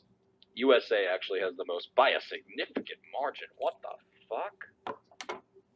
2,827 total medals between Winter and Summer Games for the United States. Wow. And then the next highest is the Soviet Union with 1,204. Whoa! That's almost twice. That's quite a margin. It's over twice. It is? I thought you said it was 2,100 versus 12. 28, Oh, wow, yeah. 1,200. My bad. And then Britain is the next highest after that with only 880 total combined. Really, Britain? Let's see. The Virgin Islands have 1 total medal combined in all of their Olympics ever. Good for them. Good job, Virgin Islands. And good job, Sudan, for getting 1 as well. Not even a country anymore. Yes. How about them United Arab Emirates with 2 medals? But seriously, once you hit once you pass 200, it just kind of starts to climb pretty rapidly from there. I mean, it goes 306, 307. That's actually really close. Romania and Poland. 319, 337, 345, and then 345 goes to 415 to 470 to 500 to 520 to 608, and it just kind of skyrockets up. And then United States has 2,500 Summer Games medals. Whew. And 1,000 of those being gold medals. Yeah, and if you think about it, there's only been what would that be? Around like 28 or so Summer Olympics because they took off for the war years. Yeah, I mean that's crazy. Like 100 per. Yeah, 27 Summer Games competed, 2,500 medals awarded. That's ridiculous. Oh yeah, because they boycotted the Moscow. A number of competed columns, so that's going to be helpful. Yeah, I forgot that they boycotted the 1980 Olympics. Let's see what we got here. 23 Winter Games competed for a total of 305 medals. 105 golds, 110 silvers, and 90 bronzes. Wow. Let's see what else we got here. Highest total Winter Games medals is, as I said, Norway. Norway has competed in 25 Summer Games and only gotten 152 medals. Mainly because they're Norway. Yeah. They don't know how to summer. Like they have the opposite problem with the Jamaican bobsled team. Yeah. East Germany coming in with a very spicy 409 Summer Games medals. Along with a healthy serving of HGH. Yeah. So they've competed in 5 competitions. East Germany has competed in 5 Summer Olympics. Yeah. And they got 409 medals. Sounds about right. That's not bad. And 153 golds as well, which is whoa, not bad. That's crazy. Yeah. How many golds does the U.S. have? Summer games or total? total? Looks like 1,127. Wow. So almost half. Yeah, a little bit under half.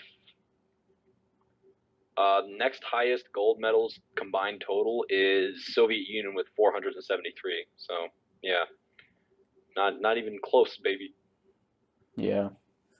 So what sports were you really paying attention to this year?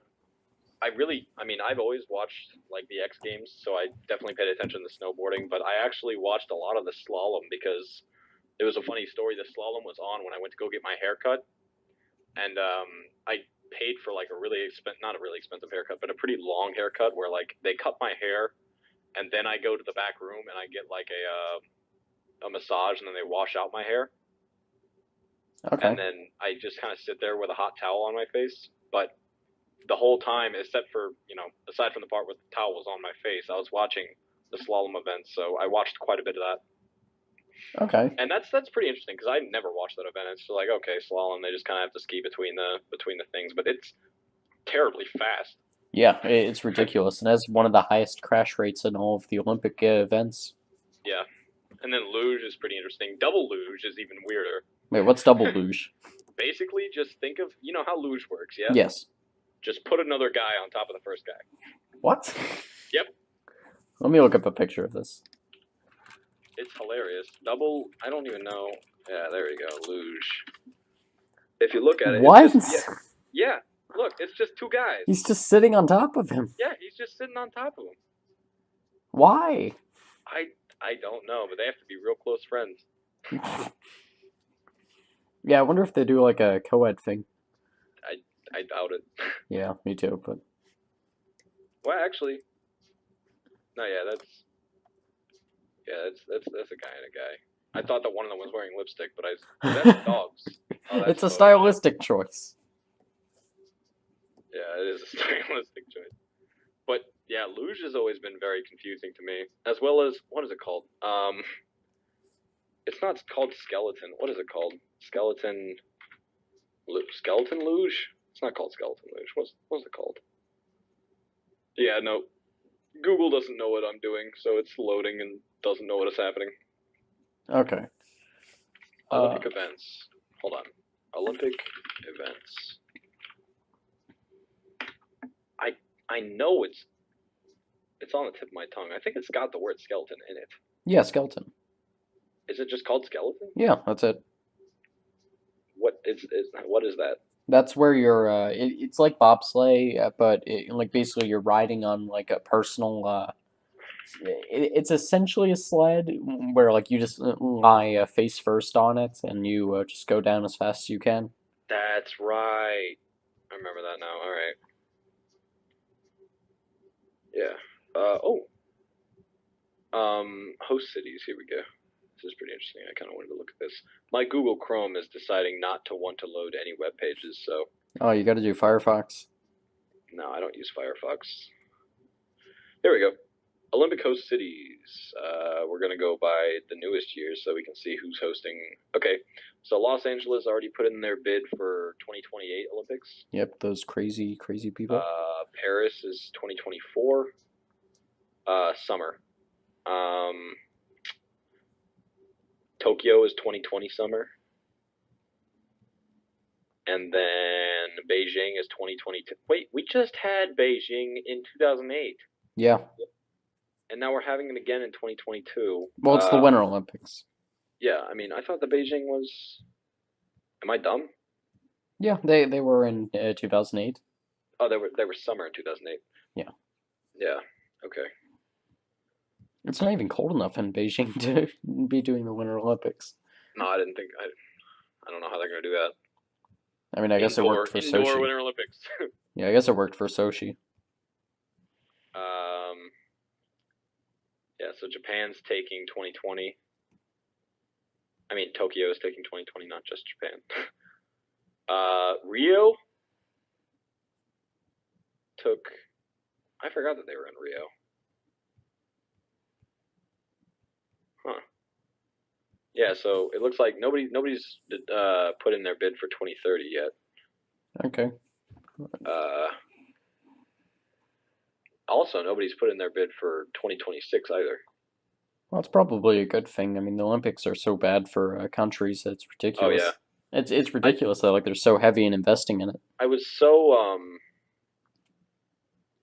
I was so angry because I think it was Mr. Hickam because I have to take econ because I'm a slacker and stupid. Mr. Hickam was saying how the Olympics ruin every country, but I'm like, Sochi actually profited over $10 million, and he was like, the last Olympics I profited was in like 1982, and Well, I was like, that's not remotely true either. that's not true. Like I think don't he know, said but the last no, I think he said the last Olympics that profited was Atlanta, and I was like, I don't think that's right. no, that's not correct. I believe Vancouver profited. Here, let's look. Profitable Olympics. Here we go. I don't even know that Sochi did. Like it's still kind of too recent, and plus Russia So would not tell the truth with that. so the Paris Summer Olympics ended up losing 5 million. What is Parisian currency? Euro. That does not look like a euro symbol. I'm pretty sure they use the euro. Yeah, hold on. I'm gonna copy paste this into something because I don't know what the symbol is in the slightest.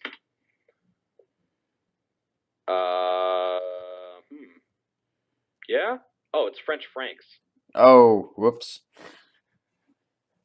So 5.4 million francs. The Amsterdam Summer Olympics. Oh wait, this is not what I want. Let's do profit slash loss. Here we go. The Calgary Winter Olympics in 1988 profited $32 million Canadian. Okay. The Vancouver Winter Olympics in 2010 profited $1.9 million. Yep. The Sochi Winter Olympics profited $53 million.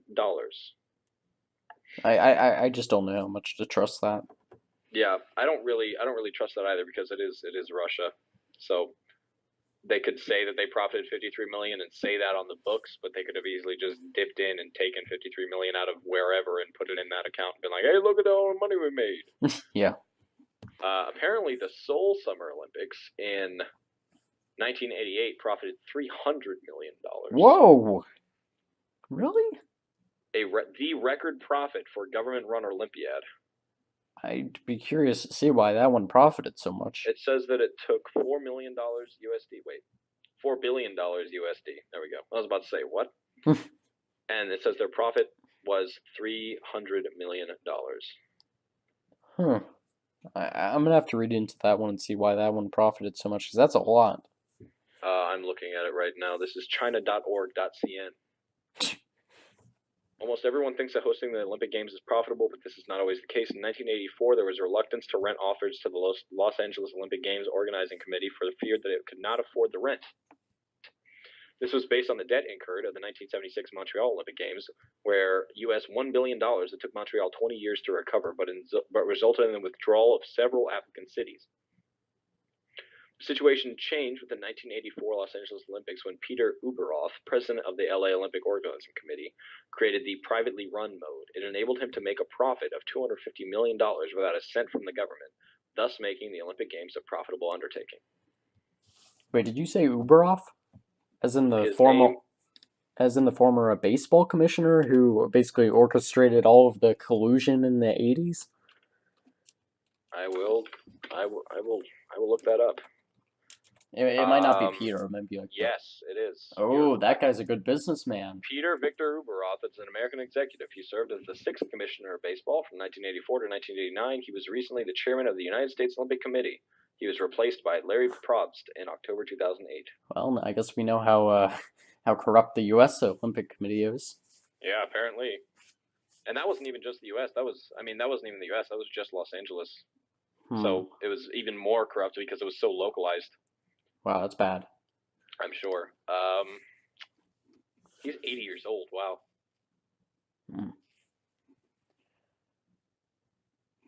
And one of his most famous quotes is, "The integrity of the game is everything." Which he said right as he was walking out of his court proceedings. Baseball is public trust. Players turn over, owners turn over, and certain commissioners turn over, but baseball goes on. Yeah, thank you, Uberoff. Now I hope you sleep with all your greenbacks now. Yeah. God damn, 80 years old. I didn't know he was that old. But yeah, 1937. Wow, 37. Yeah, Imagine 37. that. Before the World War. I mean, my grandfather, he was born in 32. He's still up and kicking. He's like, what is that, 86 now? He's got to stick it to Hitler. Yeah, he's got to stick it to him. He's like, hey, listen here, Adolf. He's Jewish too, so that works. Oh yeah, really stick it to Hitler. Yeah, he's really sticking it. He's like, hey, suck my thumb. List of Olympic Games hosts. Suck Okay, my I don't need dentures. any of these tabs anymore. Yeah.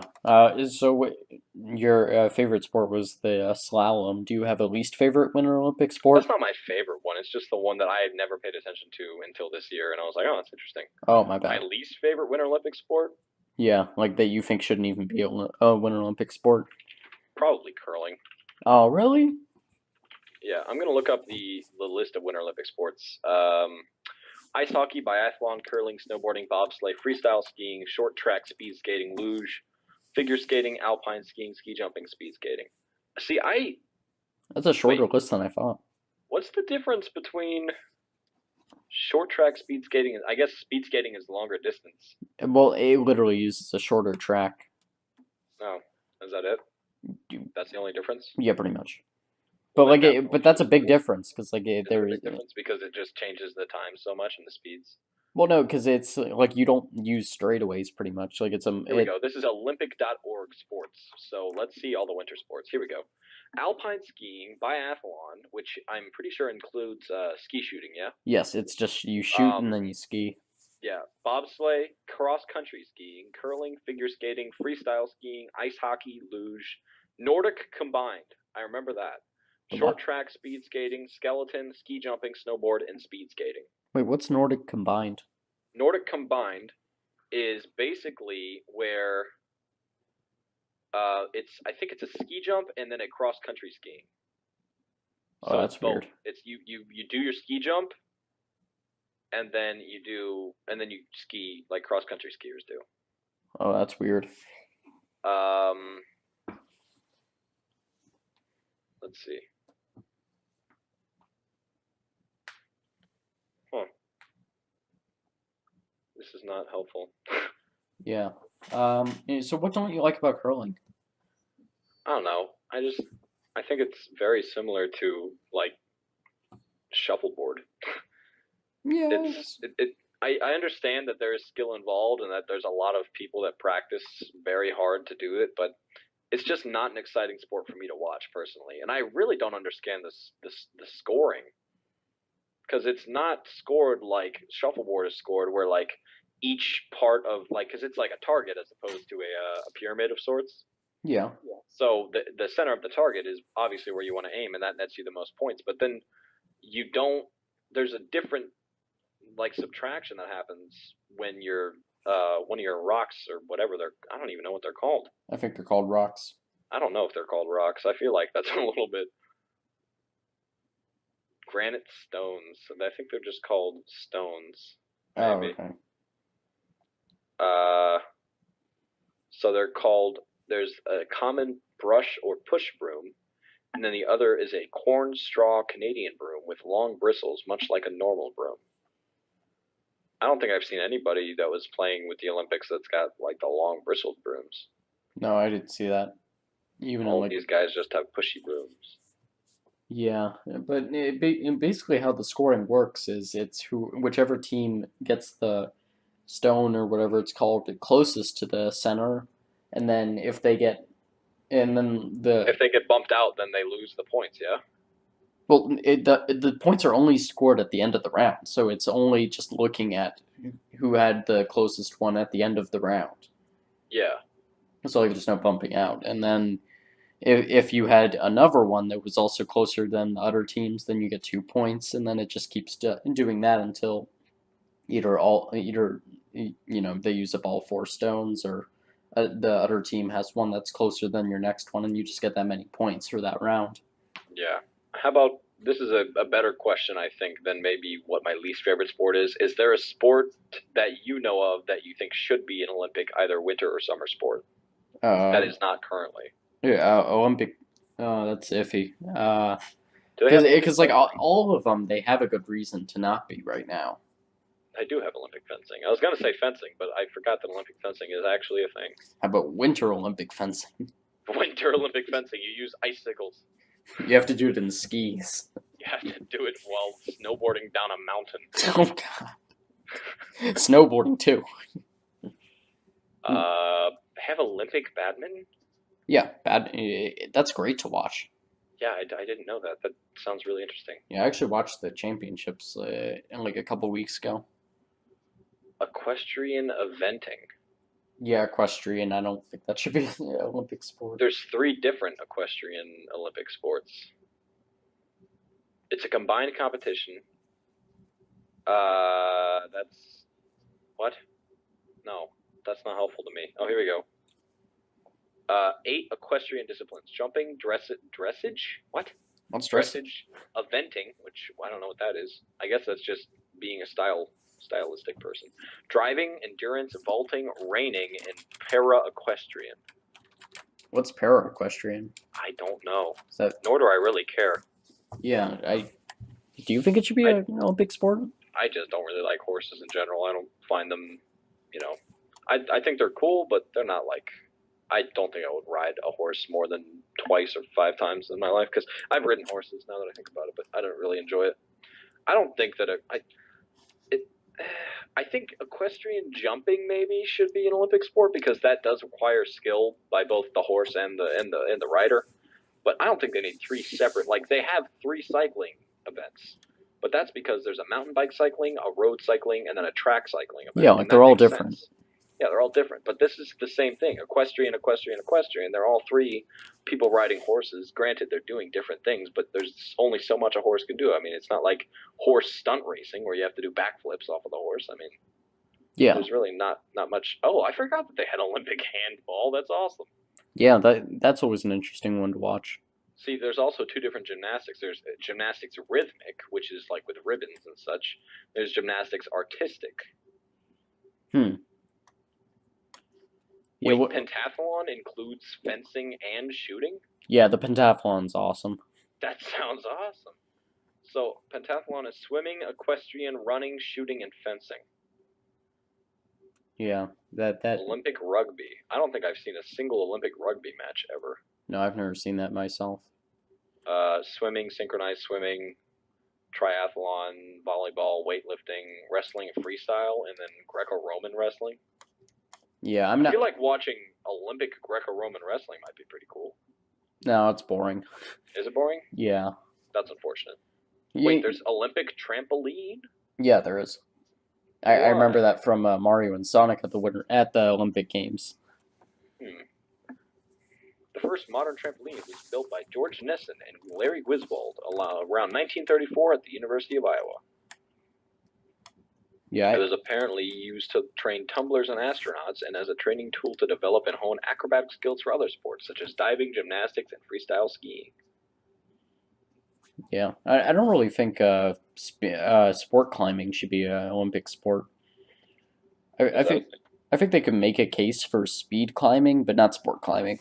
What is the difference between speed and sport climbing? So, like, speed climbing and what... I know what speed climbing is, yeah, and like, I guess what is sport climbing? And, like, basically what I mean by speed climbing is, like, bouldering, but sport climbing is, like, the slow one where, like, you have to attach your carabiners and, like, you climb up and, like, you have, like, a harness and you have to just... It basically, yeah, it's just, like, the stereotypical climbing. So, is that different than when you're... you have all your stuff, like you have a harness and carabiners, but then you speed climb and you climb up a wall and hit a bell in time? Is that different, or is that speed climbing? No, I know bouldering is different than what you just said, or what I just described. Yeah, like bouldering is like you have to like really propel yourself up. Yeah, Olympic bouldering would probably be my favorite event. Yeah, like that. That'd be so cool, but it's very dangerous, of course. But yes, it's also. I feel like Olympic parkour would be pretty fun to watch. I know. It'd be too weird. I'm just joking, Ryan. How would they grade that? Wow, that was a sick backflip. That's a 10. Yeah, exactly. It would be like, well, they do for gymnastics. Yeah, I mean, they do it for gymnastics, and they do it for, like, freestyle, snowboarding. So, like, I don't know. I feel like they could come up with a scoring system for it, but I don't think a lot of people would like that. No, I don't think so. Here's a big question. Do you think that esports should become an Olympic thing as well? No, I think it should be a A separate. separate thing. Yeah, just make it a separate thing and have this be like athletic sports and then be like mental sports or something. Like I'm not saying Oh, that dude, because if like like they put video games and chess and all these other sports, Go, and they just had people from around the world competing for their countries, that'd be really cool. yeah, like have it be like the sport of games or something. Yeah. Just because like there's enough stuff going on at the Oh Olympics yeah, there's already so and many events. I mean, the summer outnumber the winter almost 3-1. It looks like, if not more. Um, hmm, I mean, there's some of these I've never seen a single match of, even though I watch the Olympics almost every time that they're on. yeah, Like I've seen table tennis matches, I've seen regular tennis matches, obviously.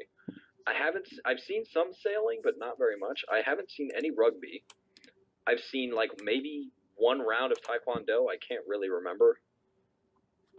yeah. I mean, I'm gonna look up this modern pentathlon. I want to see one of those. Yeah, that looks really fun. What is the canoe sprint? The canoe. Canoe sprint and canoe slalom. Interesting. So there's BMX cycling, which is basically X Games cycling, Yeah, and then there's also mountain bike cycling, regular road cycling, and then track cycling. And then they have football, which they have put here as football, but it is soccer. They have soccer football. Um, then they have boxing, beach volleyball. I've seen a lot of the beach volleyball. yeah, I've seen that too. What? Is this just supposed to be track and field? Okay, yeah, it Yeah, is. yeah, athletics. I saw that It's just too. called athletics, and I looked at it and I was Yeah, like, I wait, what? literally just clicked on that. Yeah. I was like, what? Canoe slalom and canoe sprint. I don't think I've ever seen any of that. No, I haven't either. I know I haven't seen canoe slalom. What the hell? I'm looking at this picture. It's just a guy on like a wave making machine just slaloming through poles. That's interesting. Uh, judo. I don't think I've seen a single Olympic judo match. That'd be pretty cool. Oh, I've seen Ronda Rousey on that. But that's pretty much it. Oh yeah, that's her right there. Actually, Oh, that's funny. I was looking at the. And like that gets into what I was gonna ask you. Well, first you asked me what sport I think should be in the Olympics. Probably MMA. I don't really see why it's not, to be honest. That'd be really cool. Yeah, I would definitely watch that. it'd be a lot more fun than just judo or karate or Yeah, wrestling. like they could take out wrestling freestyle and wrestling Greco-Roman and also judo and taekwondo and just be like, hey, this is MMA, deal with it. You're gonna be like, I am happy with this. Yeah, I don't think I've seen Olympic golf either. it's new. Is it new? Yeah, Is it like new it's coming last for summer? 2020. I mean, they had it in Rio 2016. Oh wait, no. Wait, what? Yeah, Oh, they did. yeah, they did. Oh, 2016 is the first time they had it, I think. okay. Yeah, I okay, so know the they're. IGF created the Olympic Golf Committee in 2008 to drive its effort for the sport's inclusion in the 2016 games, which it eventually was.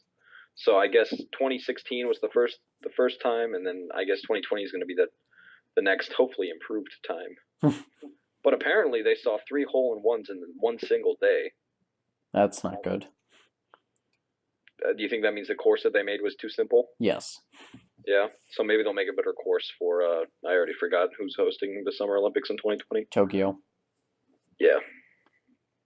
But yeah, Tokyo's adding like five sports. I think they're bringing back baseball. They're adding Oh, that's gonna skateboarding. be so awesome watching Japanese baseball. Oh yeah. I love watching Japanese people play baseball. Wait, They're why? so good at baseball. They definitely have a different style to it. They do have a different style to baseball. It's really fun to watch. I've seen quite a bit.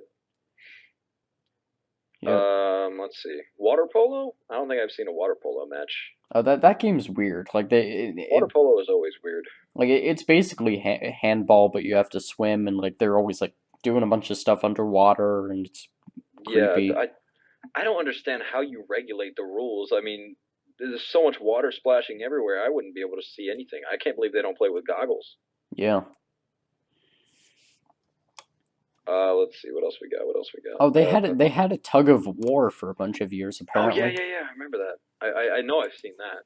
No, That you was haven't. cool. It's been gone since 1920. I've seen it though. Not on the not in person. Oh, okay. Not like on TV, no. But I've seen that they have it. Oh, yeah. I've seen that was a thing, and I feel like that'd be really cool to bring back. Just a field day type of thing where like a bunch of different like field day activities get thrown in, like kickball. Yeah. Kickball and tug of war and a giant game of Olympic tag. That'd be interesting. That'd be so fun. Apparently, they used to have figure skating at the Summer Olympics before they had the Winter Olympics. Really? Yeah. How do you think that worked? Do you think they had just went all into an indoor ice rink and they're like, hey, all right? I would hope so. It's the summer. Well, you know what I mean. Obviously, they went into an indoor ice rink, but that's so weird. Yeah. Wait.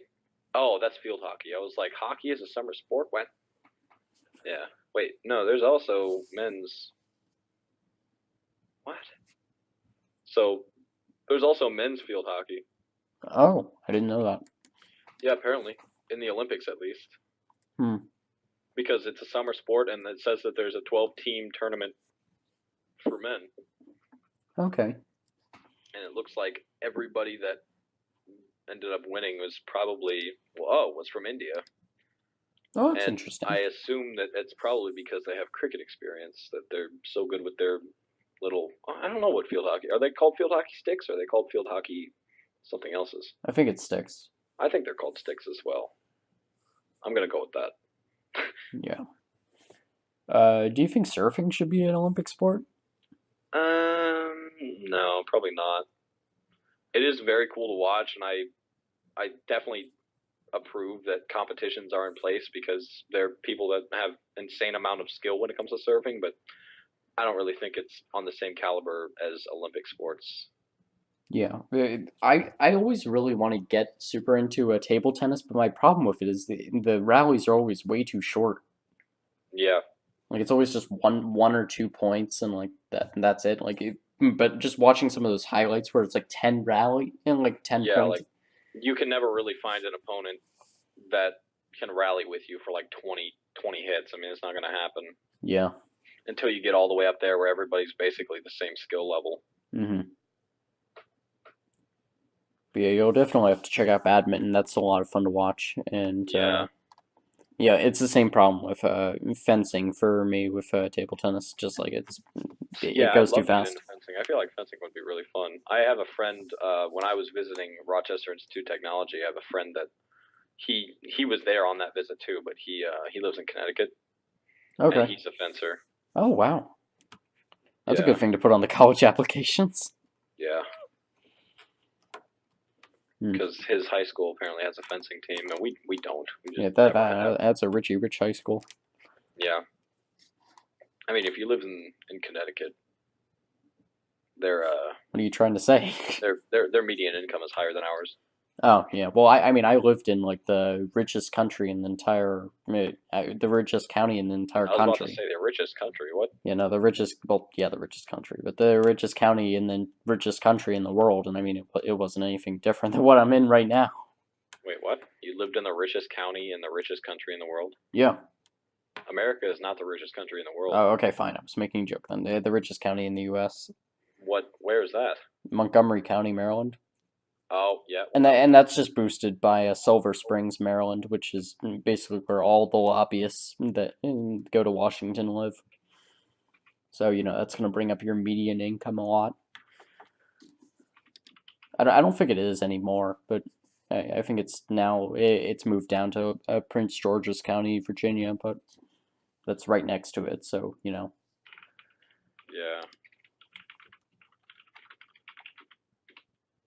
Let's see.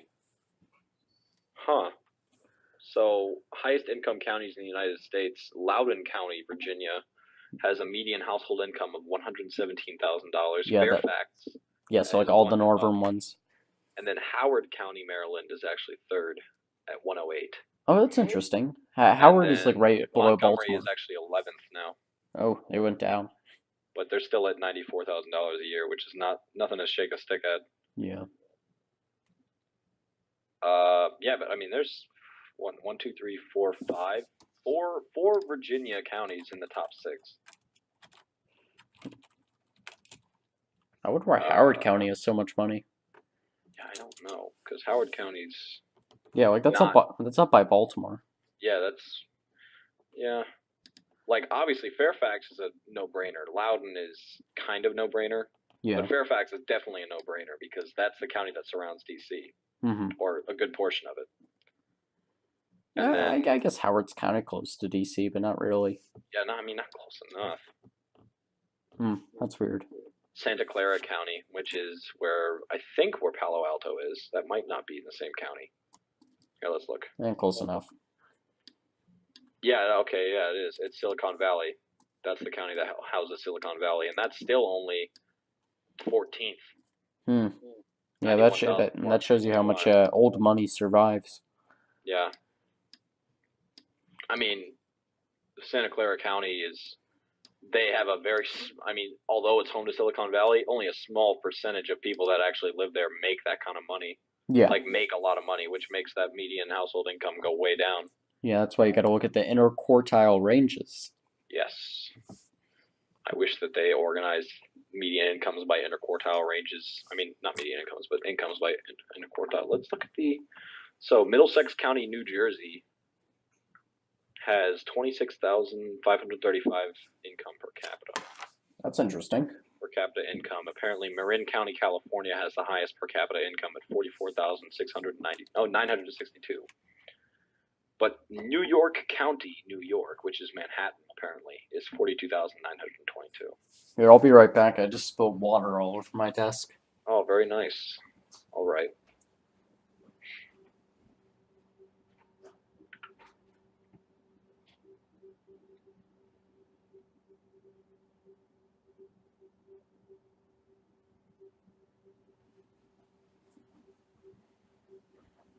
Okay, here we go. I got a towel.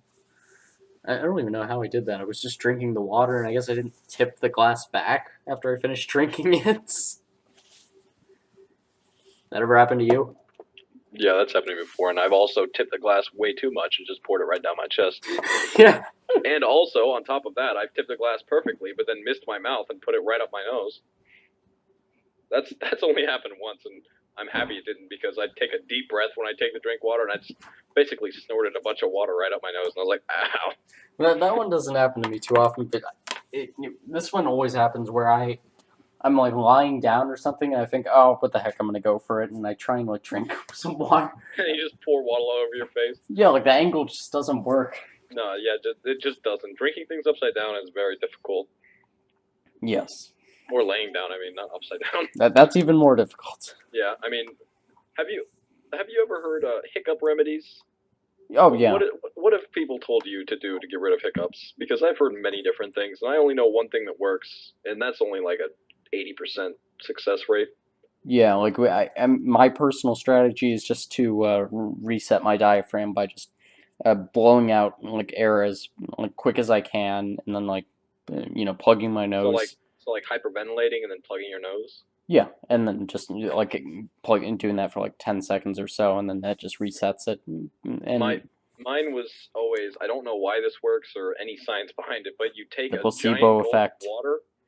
You take a giant gulp, it might be placebo, honestly. Take a giant gulp of water, put your head down between your legs. You have to stand up, put your head down between your legs, and then swallow the water upside down. And that always works. That's like an 80% success rate. So,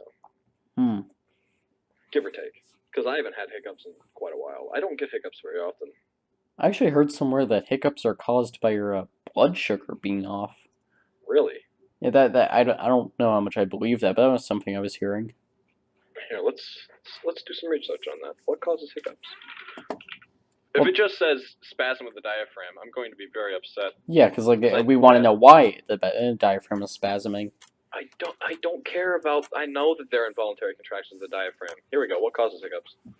Hey, stop. Let me click that one. Thank you. If a person eats too fast, he or she can swallow air along with food and end up with hiccups. Smoking or chewing gum can also cause a person to swallow air and get hiccups. Any other practices that might irritate the diaphragm, such as eating too much, especially fatty foods, or drinking too much alcohol or carbonated drinks, can make a person prone to having hiccups. Strokes or brain tumors involving the brainstem and some chronic medical disorders such as renal failure are reported to cause hiccups. As if you needed any other. Yeah, like that's it. That's your real concern at that point. Damage to the vagus or phrenic nerve may cause hiccups to last a long time. Problems with the liver, including swelling, infection, or masses, can cause irritation of the diaphragm, which can then cause hiccups. Anxiety and stress can both induce short and long-term hiccups. A baby may hiccup after crying or coughing. This is common in babies in the first year. In some instances, babies with gastroesophageal reflux could be more prone to hiccups. Noxious fumes can also trigger hiccup symptoms. Okay, this isn't really helpful. No, this is emedicinehealth.com, and I don't think I... Why'd you go to emedicinehealth.com? I was the first link. I mean, it's better than Wikipedia. Here we go. Mayo Clinic. I trust the Mayo Clinic. I don't. Here we go. Causes. Drinking carbonated beverages, drinking too much alcohol, eating too much, excitement or emotional stress, sudden temperature changes. That's interesting. Swallowing air with chewing gum or sucking on candy. Hiccups that last more than 48 hours may be caused by a variety of factors which can be grouped into the following categories. Nerve damage, central nervous system disorders, metabolic disorders. Okay. And that is about it. None of these are what we're looking for. Diabetes is a cause of long-term hiccups, though. Which would say... Wait, did you say blood sugar or blood pressure? I said blood sugar, yeah. Well, then that would, I mean, that's not a direct thing. Like, I think we're more so looking for, like, a physiological thing, but ultimately you just have to ask an expert at that point, because Google's not going to be specific enough. Apparently, if there's a hair or something else in your ear touching your eardrum, that could cause hiccups, long-term hiccups. That sounds terrible. If you have laryngitis, that could cause hiccups. Have you ever gotten, like, a zit in your ear? In my ear? Like, deep in my ear, or like on the visible part of my ear? No, like just anywhere in your ear. Yeah, I get like a zit or a pimple on like my earlobe every. Oh no.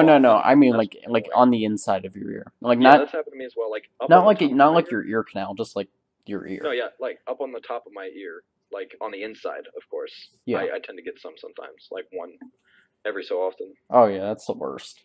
It's so annoying too because you feel it, like you do something, you touch the top of your ear and you're like, what is this bump? And then it just instant pain. You're like, ah, shit. Yeah. Didn't want to touch that. And then you have to lay on it. That's the worst. Oh, yeah. How do you usually lay when you're, like, in bed? Oh, that is a very good question because, as you know, I don't sleep very much. But when I do sleep, it's very unhealthy, by the way. I don't think this is good for any part of my body.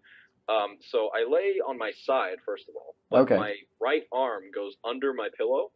Oh. And then I put my head on top of that. Oh, that sounds horrible. Wait. So it's very bad for my right shoulder. It doesn't cause my shoulder to hurt, but when I was little and still growing, it gave me the ability to pop my shoulder in and out of socket. Basically. Oh, jeez. So what's the angle here? Like, is your arm like? If you were like reenacting it right now. I'm putting a pillow on my desk. I will check. Okay, so let's see. Dang, your pillow's pretty close to your desk. Yeah, my bed is arm's distance from my desk.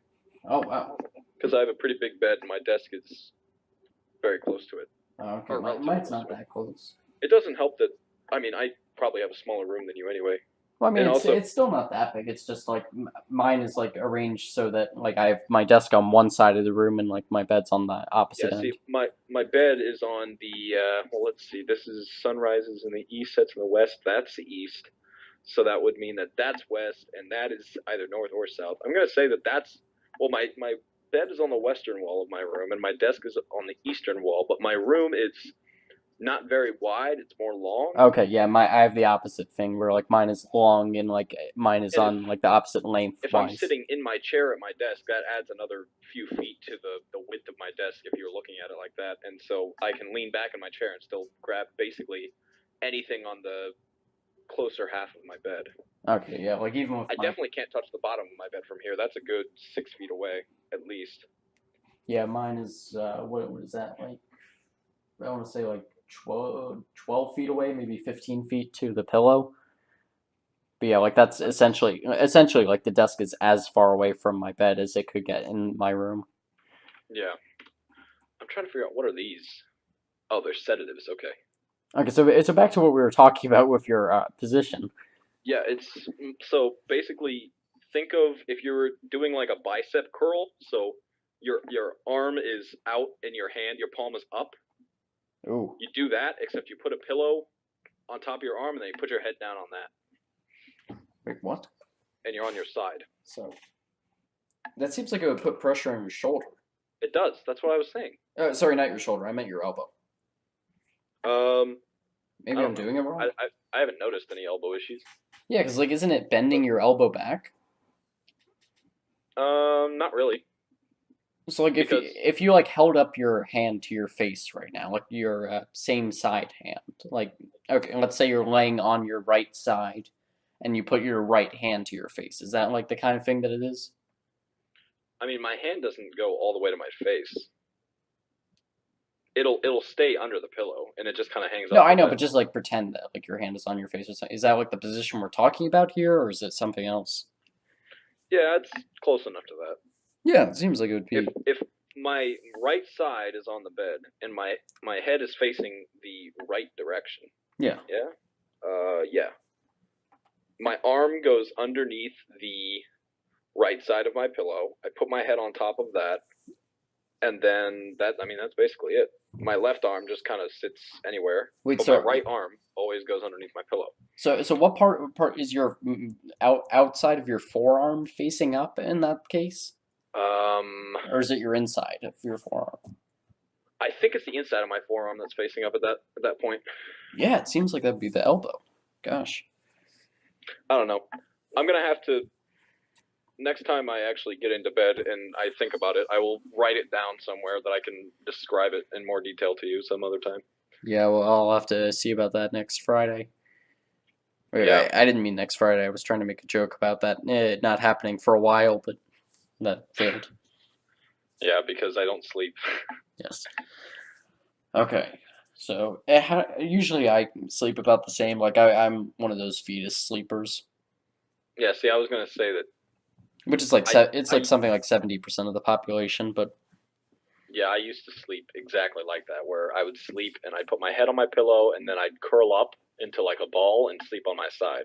And yeah, that's basically how I'd sleep. yeah, like that's almost everybody. And then I don't understand how people sleep face down though. no, I don't get that. Like I don't that's not understand comfortable where for the me. air comes from.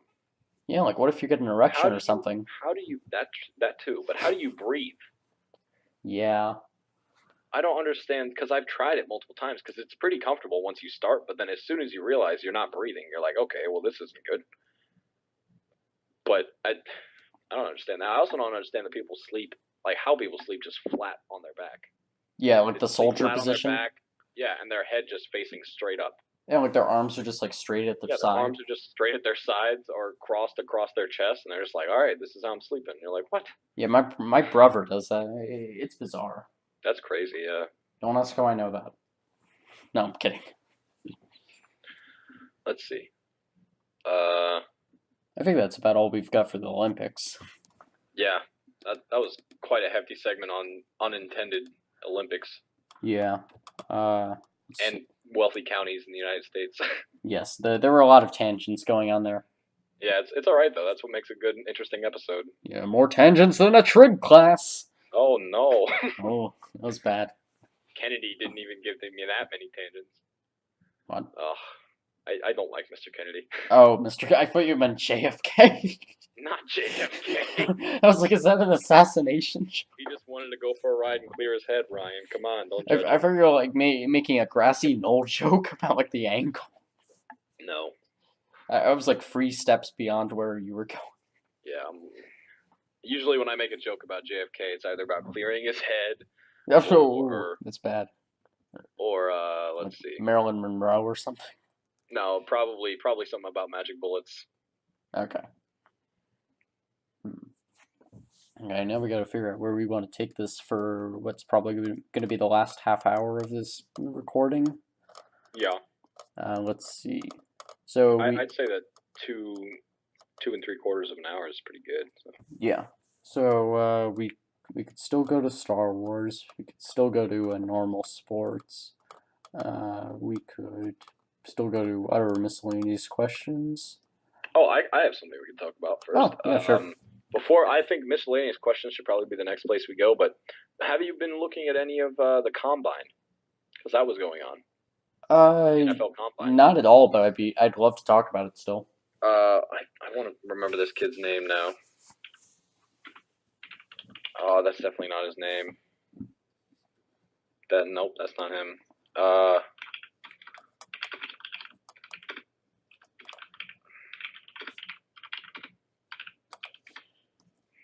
Shaquem Griffin, that's his name. I could not remember the guy's name, which is unfortunate because I kind of like the guy. So he is a one-armed. He lost his arm. Oh, I actually saw this guy. Yeah, he had his left hand amputated at age 4, and he is the defending conference defensive player. Wait, the conference defensive player of the year. The defending conference defensive player. Yeah, because that's what it says. How did Shaquem Griffin go from unrecruited to the defending conference defensive player of the year? Maybe he won it twice. Maybe he did it twice. And he won it twice, and then he didn't have to do anything else. Yeah, but like he has a prosthetic arm, and like I watched the video of him doing the bench press 20 times. And it was super weird because like his hand totally like just clamps down on the thing. Like they had to remove his hand from it because it didn't seem like he had control over it. Let's see.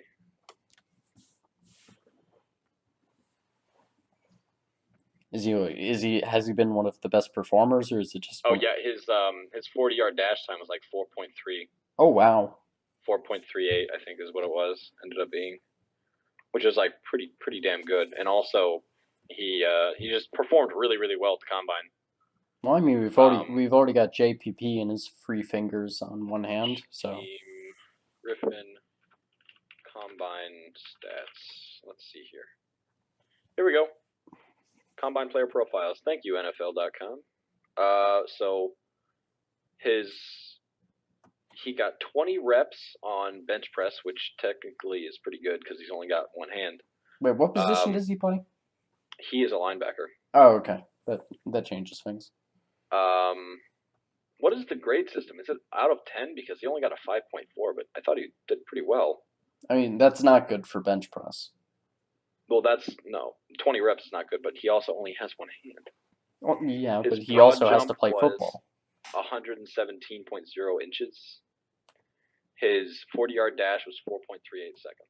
Yeah, which is nuts for a linebacker. Shaquem Griffin is not just a great story. He's an excellent football player. He lost his left hand due to a rare prenatal condition, but that did not prevent him from being named the American Athletic Conference Defensive Player of the Year in his first year as a starting outside linebacker in 2016. He had 57 solo tackles, 92 total tackles. Wait, 20 did he tackles play for? Loss. What? Who did he play for? UCF. University of Central Florida. Yeah, they had a good season. Griffin was again a first-team All-Conference choice in 2017. 74 tackles, 13.5 for loss. Team high 7 sacks, 1 interception, 3 pass breakups, and 2 forced fumbles. Okay, that's pretty good. Let's see. Where are mock drafts putting him? I don't know. I can look that up. Shaquem Griffin mock draft. Here we go. Draft projection by Sports Illustrated says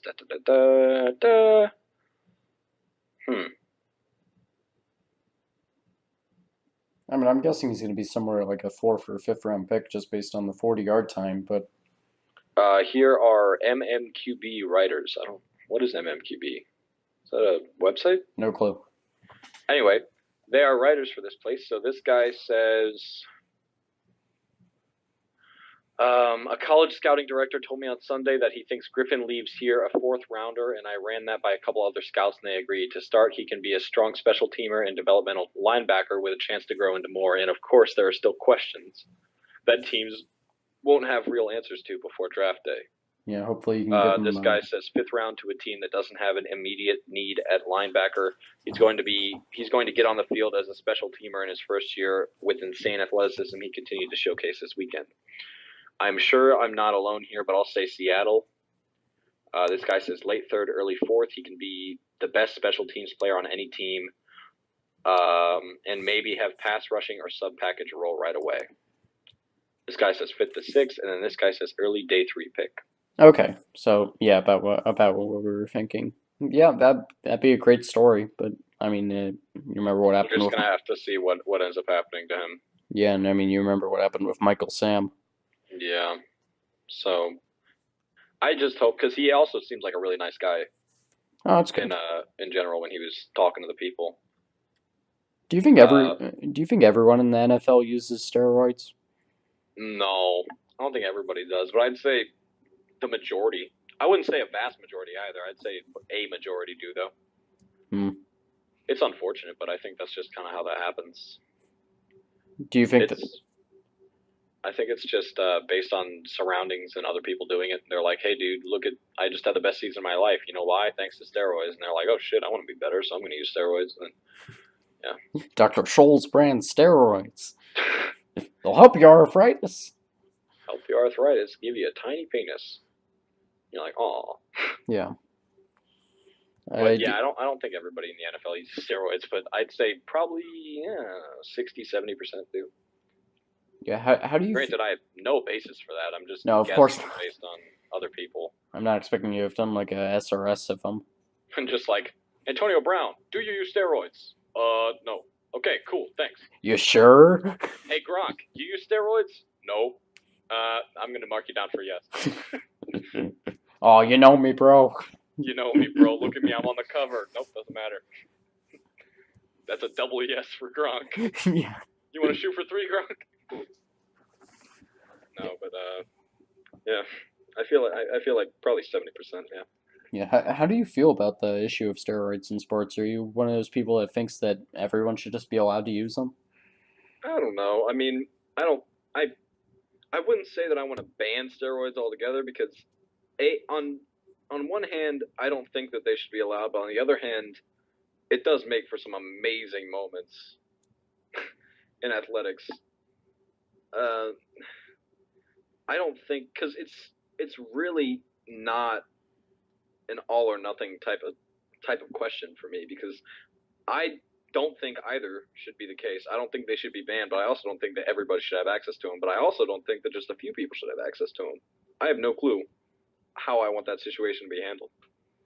Yeah, it's super weird, and Really touchy subject because I don't really know, like, because you wouldn't want to limit the usage to people that are already on them, and you also don't want to just have every new rookie come in that's clean and all of a sudden just get roided up and then do something stupid. yeah, and like essentially the big issue is obviously a moral one, but also like just health of the players, because like Yeah, the health of the players, that's just not healthy. yeah, and also just like the impression that they're creating for the youth, because Yeah, I mean, like if you want your kid to go play in the NFL, oh, they're gonna get introduced to steroids because now everybody in the NFL is on steroids. I mean, kids that are playing the game clean their entire life, they get there and they're like, this is stupid, this is corrupt. I mean, nobody's actually working hard. They're all just on steroids and going to lift 20-pound weights, and then boom, they look like Arnold Schwarzenegger. I mean, or Barry Bonds. Or Barry Bonds. Yeah. Can't forget about old Barry. Yeah, old meathead. Old meathead, record winning and then record taking away. Yeah. Yeah, steroids. It's a weird thing. Yeah. Speaking of baseball, I don't think I've ever asked you this. Who would you say? I don't know if you can choose one, but if you can choose one, favorite baseball player of all time. If not, top 3. Oh, that was actually one of my miscellaneous questions, like favorite sports players of all time. This is gonna be a stupid answer, but probably Vance Warley, who was a reliever for the Orioles a couple years ago, and I just think he looks like a super cool guy, and he was like one of those long man relievers who I think are really cool, like one of those people who like isn't good enough to be a starter, but like is also like throwing like 4 innings out of the bullpen. And, like I always thought that was super cool, and like I didn't really like how he played, but I just liked the look of him. I thought he had a cool name, and He's a cool guy, and yeah, that's probably him. Let's see. I'd probably say Nolan Ryan, Ricky Henderson, and Mickey Mantle. Yeah. Or maybe Lou Gehrig for the third one. That's interchangeable. Yeah, those are good picks too. I just never like I care about like all those historical players, but I don't feel any tie to them. Yeah, I don't know. I just they're very admirable to me. Admiral. Yeah, unlike Barry Bonds. Yeah, I'm like Barry Bonds. Yeah. Let's see. You want to move on to miscellaneous questions now? Or do you want to keep talking? Well, I was actually going to talk about one last trend that's been going on in my life recently. I think this might take us to the end, to be honest, because this is a pretty big one. But something that I've really started getting into in like the past 2 months, and really since the beginning of the school year, but it's really started to ramp up since then, has been anime. Yeah. Yes. And which ones are you the most interested in, or do you watch? Well, right now I'm like cycling through a ton of them, so like I guess I'll chronicle like the whole history here. The whole history. All right. Yeah. So have I told you the history of how this started? Not particularly. No. Okay, great, because I've been teasing this story for the podcast a little bit, so it's gonna be fun. So All right. it all started about 9 months ago at the at what at this point is becoming a bit of a stereotypical story, but me going to the Stevens pre-college program. Oh, okay. Yeah, you did tell me. I don't think I mentioned this part though. You didn't. You mentioned that somebody there introduced you to it, or somebody there was a huge fan of it, right? Oh, okay. So yeah, I might have told part of this. Did I mention that what they had showed me was a hentai? No. Yeah, that yes. Like this Saudi Arabian guy who wasn't really from Saudi Arabia, he tried to show me like a hentai and be like, "No, this is what normal anime is like." I'm like, "What the heck?" You're like, what? The Japanese are really out there, and I mean, it wasn't like some crazy tentacle stuff, but it was like out there. Yeah, I understand. Yeah, so like that was a thing. It was lewd enough to make you go, what the hell? Yeah, and like somehow that didn't manage to dissuade me completely from it. You're like, I kind of want to watch some anime, even though I know there's boobies in it. Yeah, and like what probably really connected me with it after that was when I got back. I forget how oh no, I do remember how I got into it. So I watched not the game theory, the film theory on Death Note. Yeah. And I'd never. See, that's the only anime that I've ever seen. Yep, like that's how it goes for a lot of people, and that was amazing, and that it really. One Punch Man also an anime? Yes, it is. Because I have a lot of friends that watch it, so like I know One Piece. Is it called One Piece? Yeah, maybe. One Piece. I think that's a different one. Yeah, One Piece. Yeah. I thought that this was about. Oh, this is the manga series. I thought there was also a anime of it, but maybe not. I don't know. Most of them have like a manga series or like a light novel series that goes along with it. Most of them start as mangas and then move into animated animes. Yeah, because like that's the thing with anime. Most of it is designed to promote like the manga or the light novel series, which is super weird because you don't see that in the U.S. But yeah. So like going back to this, like 2 months ago, like I started watching the YouTube channel Mother's Basement. If you've heard of it. Nope. It's like I think like he helped Matt Pat with like a video on like SAO, which is like a big anime that like all these anime contributors hate because like it was a super popular one like a couple years ago that was supposedly terrible in like every critical way. But that's really beside the point. Like I saw his channel and like he was always talking about like all these great anime and like the great aspects of it and like.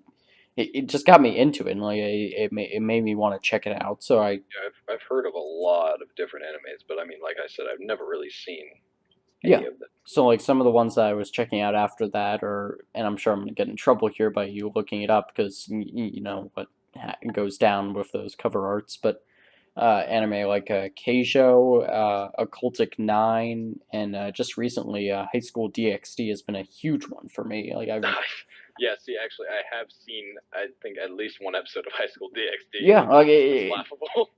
yeah, It's funny. I yeah. So here, how about you describe it? I want to see what your impression was. I don't, I don't remember it. Okay, great. Okay, so I, I'll give my you can impression. describe it however you'd like. After you describe it, I'm going to list off the animes that I have either seen one episode of or have people that are in my life that watch these or have seen them. Yeah, so something that I've realized since I've tried to talk to friends about this is there is no way to talk about anime without either making yourself look like a pervert or like a bad person or whatever for Yeah, watching it. basically, So yeah, I'm just gonna not hold just that. go ahead and.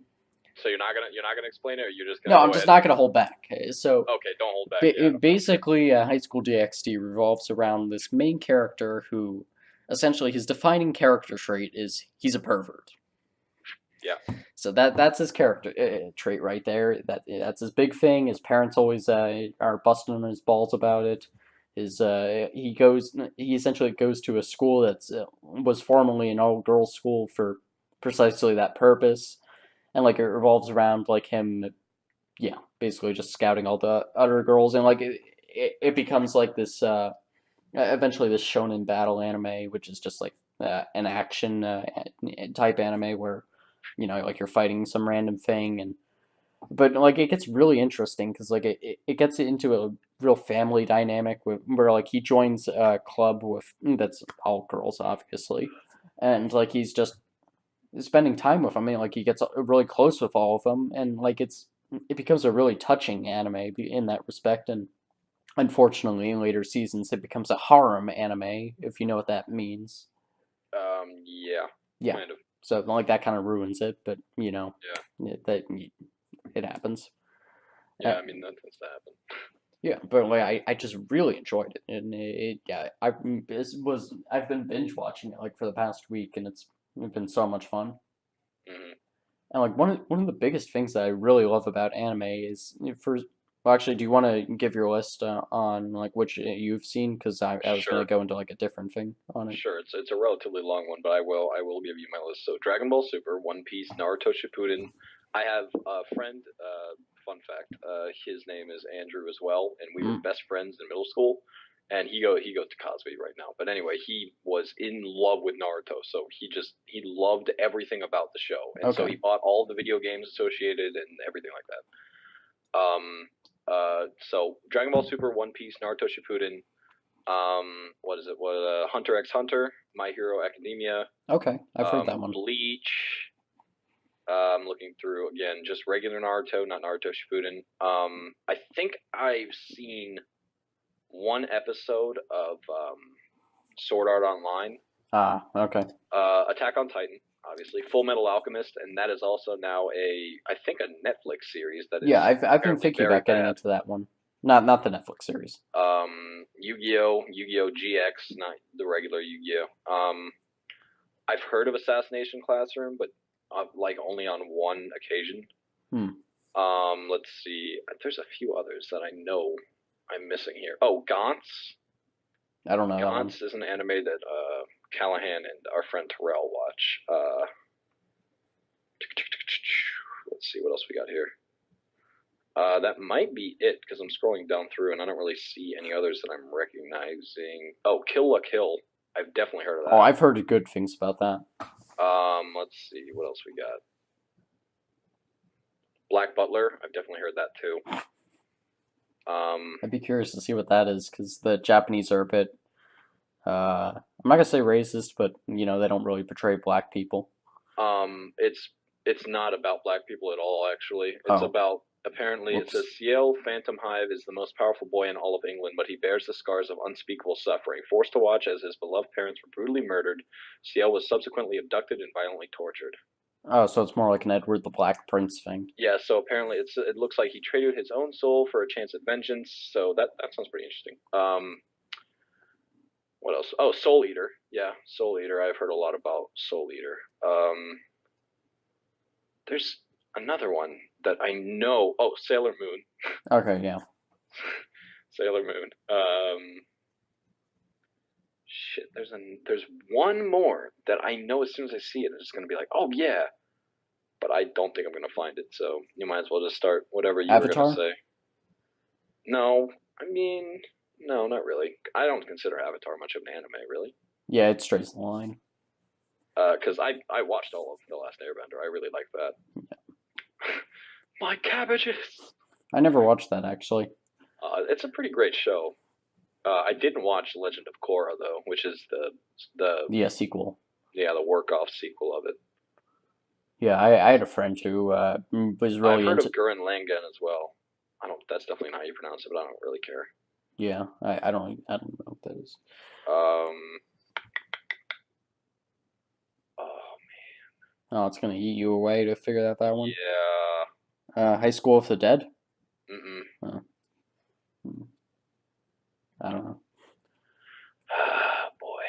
But yeah, like what some of the biggest things that I've noticed from anime just in watching it that like it does that A, I wasn't expecting, and B, I think that the Western media really needs to learn a lesson from. It's like how well they handle theme songs. Like Oh yeah.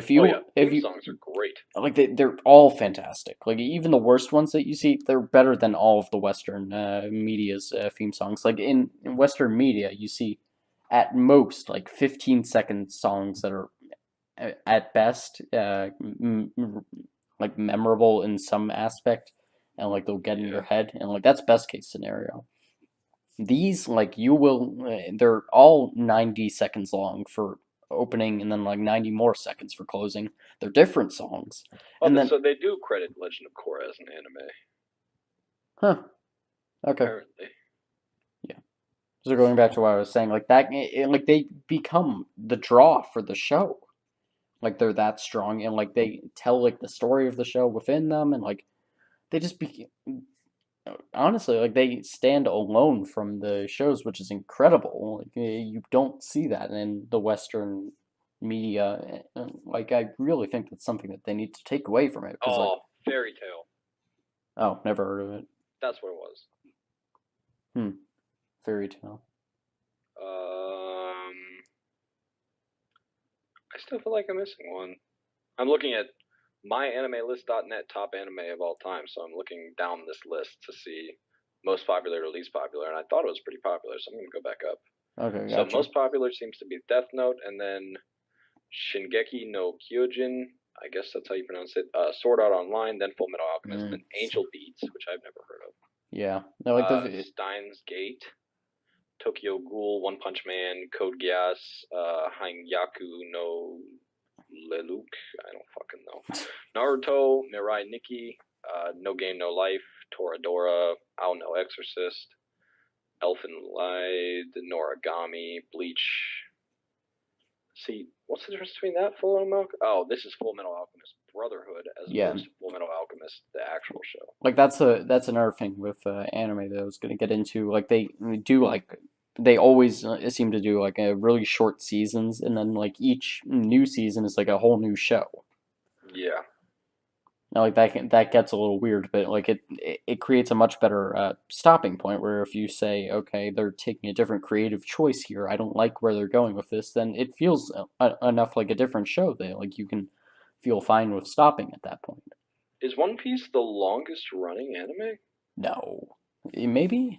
It says it started in 1999 and it has yet to finish. Oh, you mean in terms of time? I thought you meant like in Yeah. terms of most episodes. No, I don't think that's true because I think Naruto Shippuden might have the most. Actually, One Piece might actually have the most episodes. Well, it depends if Honestly. you consider Pokemon an anime.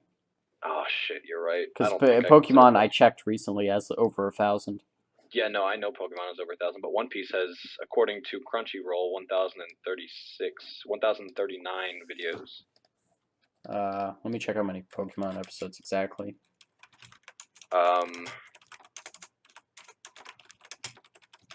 So One Piece Whole Cake Island is. It seems as though they're currently at number 827, even though it definitely. Even though it definitely said 1,000. Okay. Very confusing. Let's Uh, see. Uh, oh, I see. So there's One Piece Special Edition H. Okay, so each. Okay, not each, but okay, Pokemon's. East Blue, Alabasta, and Sky Island are also each have their own HD variants. So that's what gives them the extra about 200 episodes. I got you. And Pokemon has 998 right now, so it's just below 1,000. Yeah, I thought the One Piece was about pirates. I didn't want to sound retarded, but it definitely is. Here, let me look up a picture. It says Monkey D. Luffy refuses to let anyone or anything stand in the way of his quest to become the king of all pirates. Oh, yeah. With a course charter for the treacherous waters of Grand Line and beyond, this is one captain who will never give Oh, up until he's jeez. claimed the greatest pleasure on earth, the legendary One Piece. Okay. This is probably the only anime that I would actually want to watch, as opposed to that one that I just Black Butler, because that one actually sounded good plot wise. Yeah. Because some of these, you can't deny that they're really gimmicky and really dumb, but some others are very cool. Yeah, and like that's Naruto. I never really watched it, but I am not opposed at all to the idea. I've seen quite a bit, and I've played most of the games multiple times. I never really got into Dragon Ball Z though, or Dragon Ball Super. So yeah, and that's my only concern for anime in the future. Like just in terms of like me watching it, is that it's going to become stale because yeah, they it's gonna either become stale or they're gonna run out of things. yeah, because like it'll just get too archetypal and like you'll have like the specific kind of anime and it'll just follow similar ideas, and that's my only concern. But Yeah. I feel like if I was to watch, I'd probably just watch the classics. Like I wouldn't be watching Sanrio Boys, which looks like I don't even I don't even know what this is supposed to be about. yeah, it can be hard to tell. It seems like it's just talking about his life is ordinary, and then he meets some other people, and then his life is less ordinary. As you do. But yeah, like right now I'm just trying to ride the trend and see how it goes and see like it's just been a really fun thing, and I'd be lying if I didn't say I felt like a more cultured person because of it. Yeah. I don't like people that think that just because they watch anime that they can just move to Japan and be because Yeah, no, that's the whole that's not what I meant. But that's no not you, but I'm oh, saying okay. like people that are like hardcore otakus. We prefer to call them weeaboos, but Yeah, otakus, people that think that just because they watched anime and they've learned the Japanese from anime, which is not at all how traditional Japanese is spoken. yeah. Um, that'd be Wait, like wait, it's not. no, What's the like the, difference? the way the way that they speak in animes is not the same tone or the same like rhythm that they speak regular Japanese with.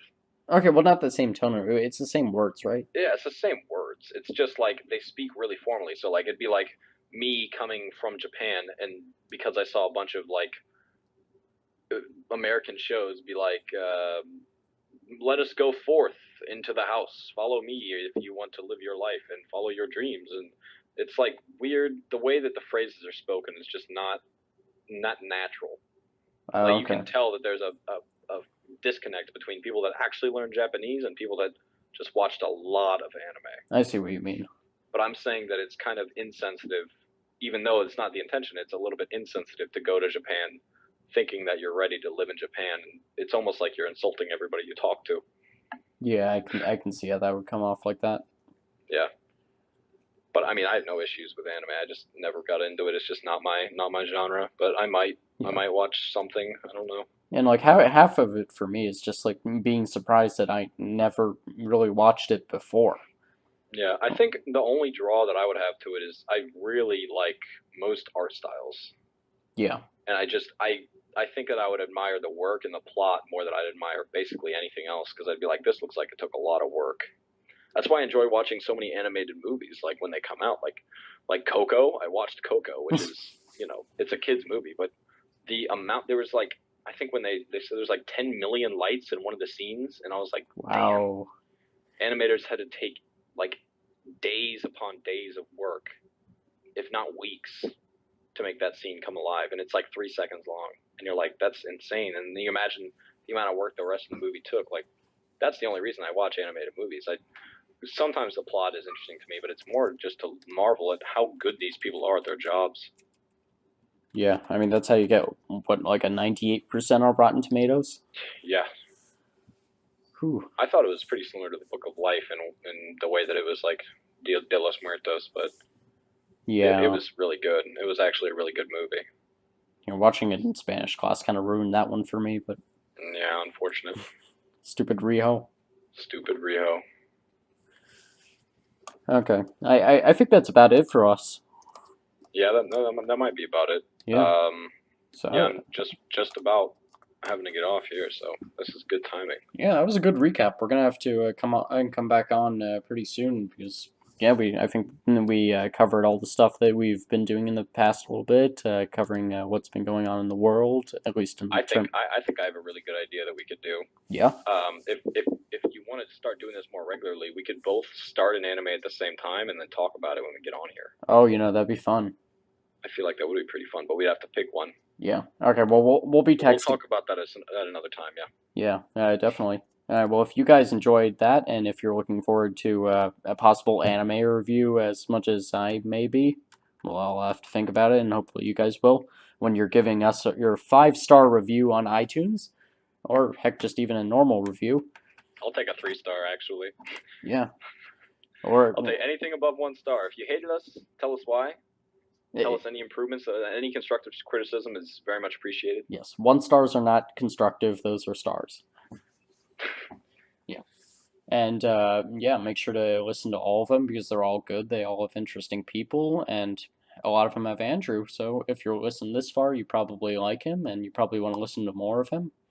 Not gonna and tell every single one has Ryan, guaranteed. Guaranteed. That is the topical seal of approval right there. You will get 3 hours of Ryan or so, and you better like him because you're not getting anyone else.